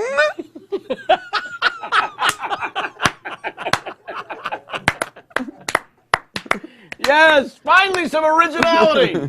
These posers have come in here week after week with an attempt to actually sound like him. No. When all along... Whoa. I didn't sound like it? Thank you so much. It was going to be Ho Chi Minh, New Jersey, but I kind of forgot. Oh. No, you dropped it beautifully. We have a beautiful T-shirt for you as a parting gift. Holy moly! So don't race out the door. This is something I can cover my chest in? Is what I'm saying. Whoa, Bobby Ganoush! What future soon can we look forward in terms of... The next movie that is coming out that I'm in? Sure. Date Night. Oh, right. Steve Kroll and Tina Fey movie. That's kind of huge. Yeah, I have a very small part, but I think that movie is going to be a monster. Yeah, it kind of has monster written all over it. Yeah. I think it's going to be really fun. It must have been fun. It was the most fun day of work I ever had. Oh, yeah? Yeah, they were so cool. Well, then you'll have to come back and tell us about it. When does that come out? April. Sweet Jesus on a pie tin. Nick, there are no small parts, just my part in Inglourious Basterds. See what he did there? That's it. Brought it back to him. Yeah. We're all very good at that in this room. And the league is on... The season finale is Thursday, This 10:30. coming Thursday. Yeah, and if you want to go back and watch, if you missed them, go to Hulu and watch it. But also they have their own page. They have their own page. I guess they are on there too. So you go to fx.com or whatever it is. But no, I mean the league actually, FX/the league, I think, Yes. has everything archived. Oh, great. Yeah. And Hulu has it. Go back and watch it. I think people will. And what do you see it. hear so far about the people who care about numbers and ratings in terms of the future They of the seem show? to enjoy it. I mean, they seem to be okay with it. Like, obviously, we've been going up against Thursday Night Football, which hasn't helped us, but the ratings have been good. And NBC's Thursday Night Lineup, which is the biggest night of the week for them, right? I But mean, we're 10:30, so we don't really deal with that. their 10 o'clock hour still sucking air because you've got... Okay, sweet. But yeah, it's. So has there been any indication? No, no, we haven't heard one way or the other. But I think I feel good about it. I mean, again, what they're really gauging it on is things like Twitter, and so if you like the show, talk about it. And really, it is an empowering tool. Twitter and Facebook and all that stuff. The more fans they see on Facebook and all that jazz, people are looking at. Right. Well, I know we wish you tremendous luck with it. Thank you, sir. FX Good luck to your... FXNetwork.com, I'm being told by producers in the other room, is a place that they will find all the episodes. Yeah. And your show, again, the show it's on after is, what is it called again? Oh, the show we follow? Yeah. American Idol? Okay, and this is a show just of Americans who try to act like Eric Idle. Is that right? Is that it? Billy Idol. Oh, okay. That was Billy Idol. Oh, great. Want to be less obvious. Oh, I like that more. Right? You just need the fingerless and the pumping. Oh, I knew so little about music that I confused Billy Idol and David Bowie growing up. Wow. Yeah, that's how little. That's a sheltered life. Yeah, I lived on Shelter Island. He brought it all home. All right. We thank our guests today. We give thanks. I hid the afikoman, so on the way out, please see if you can find it, and you'll get that 20. After all. Next week, the Nerdist, otherwise known as the Chris Hardwick, will be around these parts. Oh, I didn't know. I didn't know the show was hosted by a gay slave. It seemed like you stumbled when you were saying the word otherwise, and you decided, I'm just going to roll with this. Yeah. Oh, massa. I learned massa. I learned that from Jamie. Actually, she will trip and turn it into a 3-act play by committing to the bit. Yes. Oh, massa, I done picked all that cotton outside. Could you not use my teeth for to put in your mouth? Oh, massa, you can take my wife. What is that character's name? That's a keeper. I think it's the gay slave. Yeah, let's just put that down. Reese's ancestors. That's the gay slave. Yeah. And thank God it's 2 hours and 25 minutes we finally broke Nick. Wow. And he was able to share with us one of his genius characters right on the spot. Bam. Like it. Come all on, right. them. So with that in mind, next week we will see you all here. With this is the older brother who went away to school. In my school, I think you know what I mean. And then we'll take a 3-week break for the holidays. So, all right, tune in next week, and you can. We've listed in the lower third all the various places that you can find Nick and his comedy and his website and his MySpace. MySpace, really, what year is it? Is MySpace still happening? Yeah, I'm trying to get my Friendster all updated. Whip, whip. Right. Whip, whip. And I am buttoning my fly, by the way, for those of you guys. There we go. Nick Kroll, Has this been like this the whole time? Have you guys been able to see my fly open the whole time? Yeah, we try to get the comedy. Christ. We try to get the comedy as many. Yeah. Now they're going to know that my dick looks like a soggy croissant. As they should. All right, so that's it for now. Let's see how the crew has been doing all this time. The first show back from Thanksgiving. I can't imagine what they've been up to. Let's take a look, if we may, now. Maybe. No, what the hell? Not the crew. There we go. There we go. Oh, Nice work. I see what they're doing. A space shuttle. For so long, and then right back to the Jew profile. They're like, oh, look, we can't get anything right.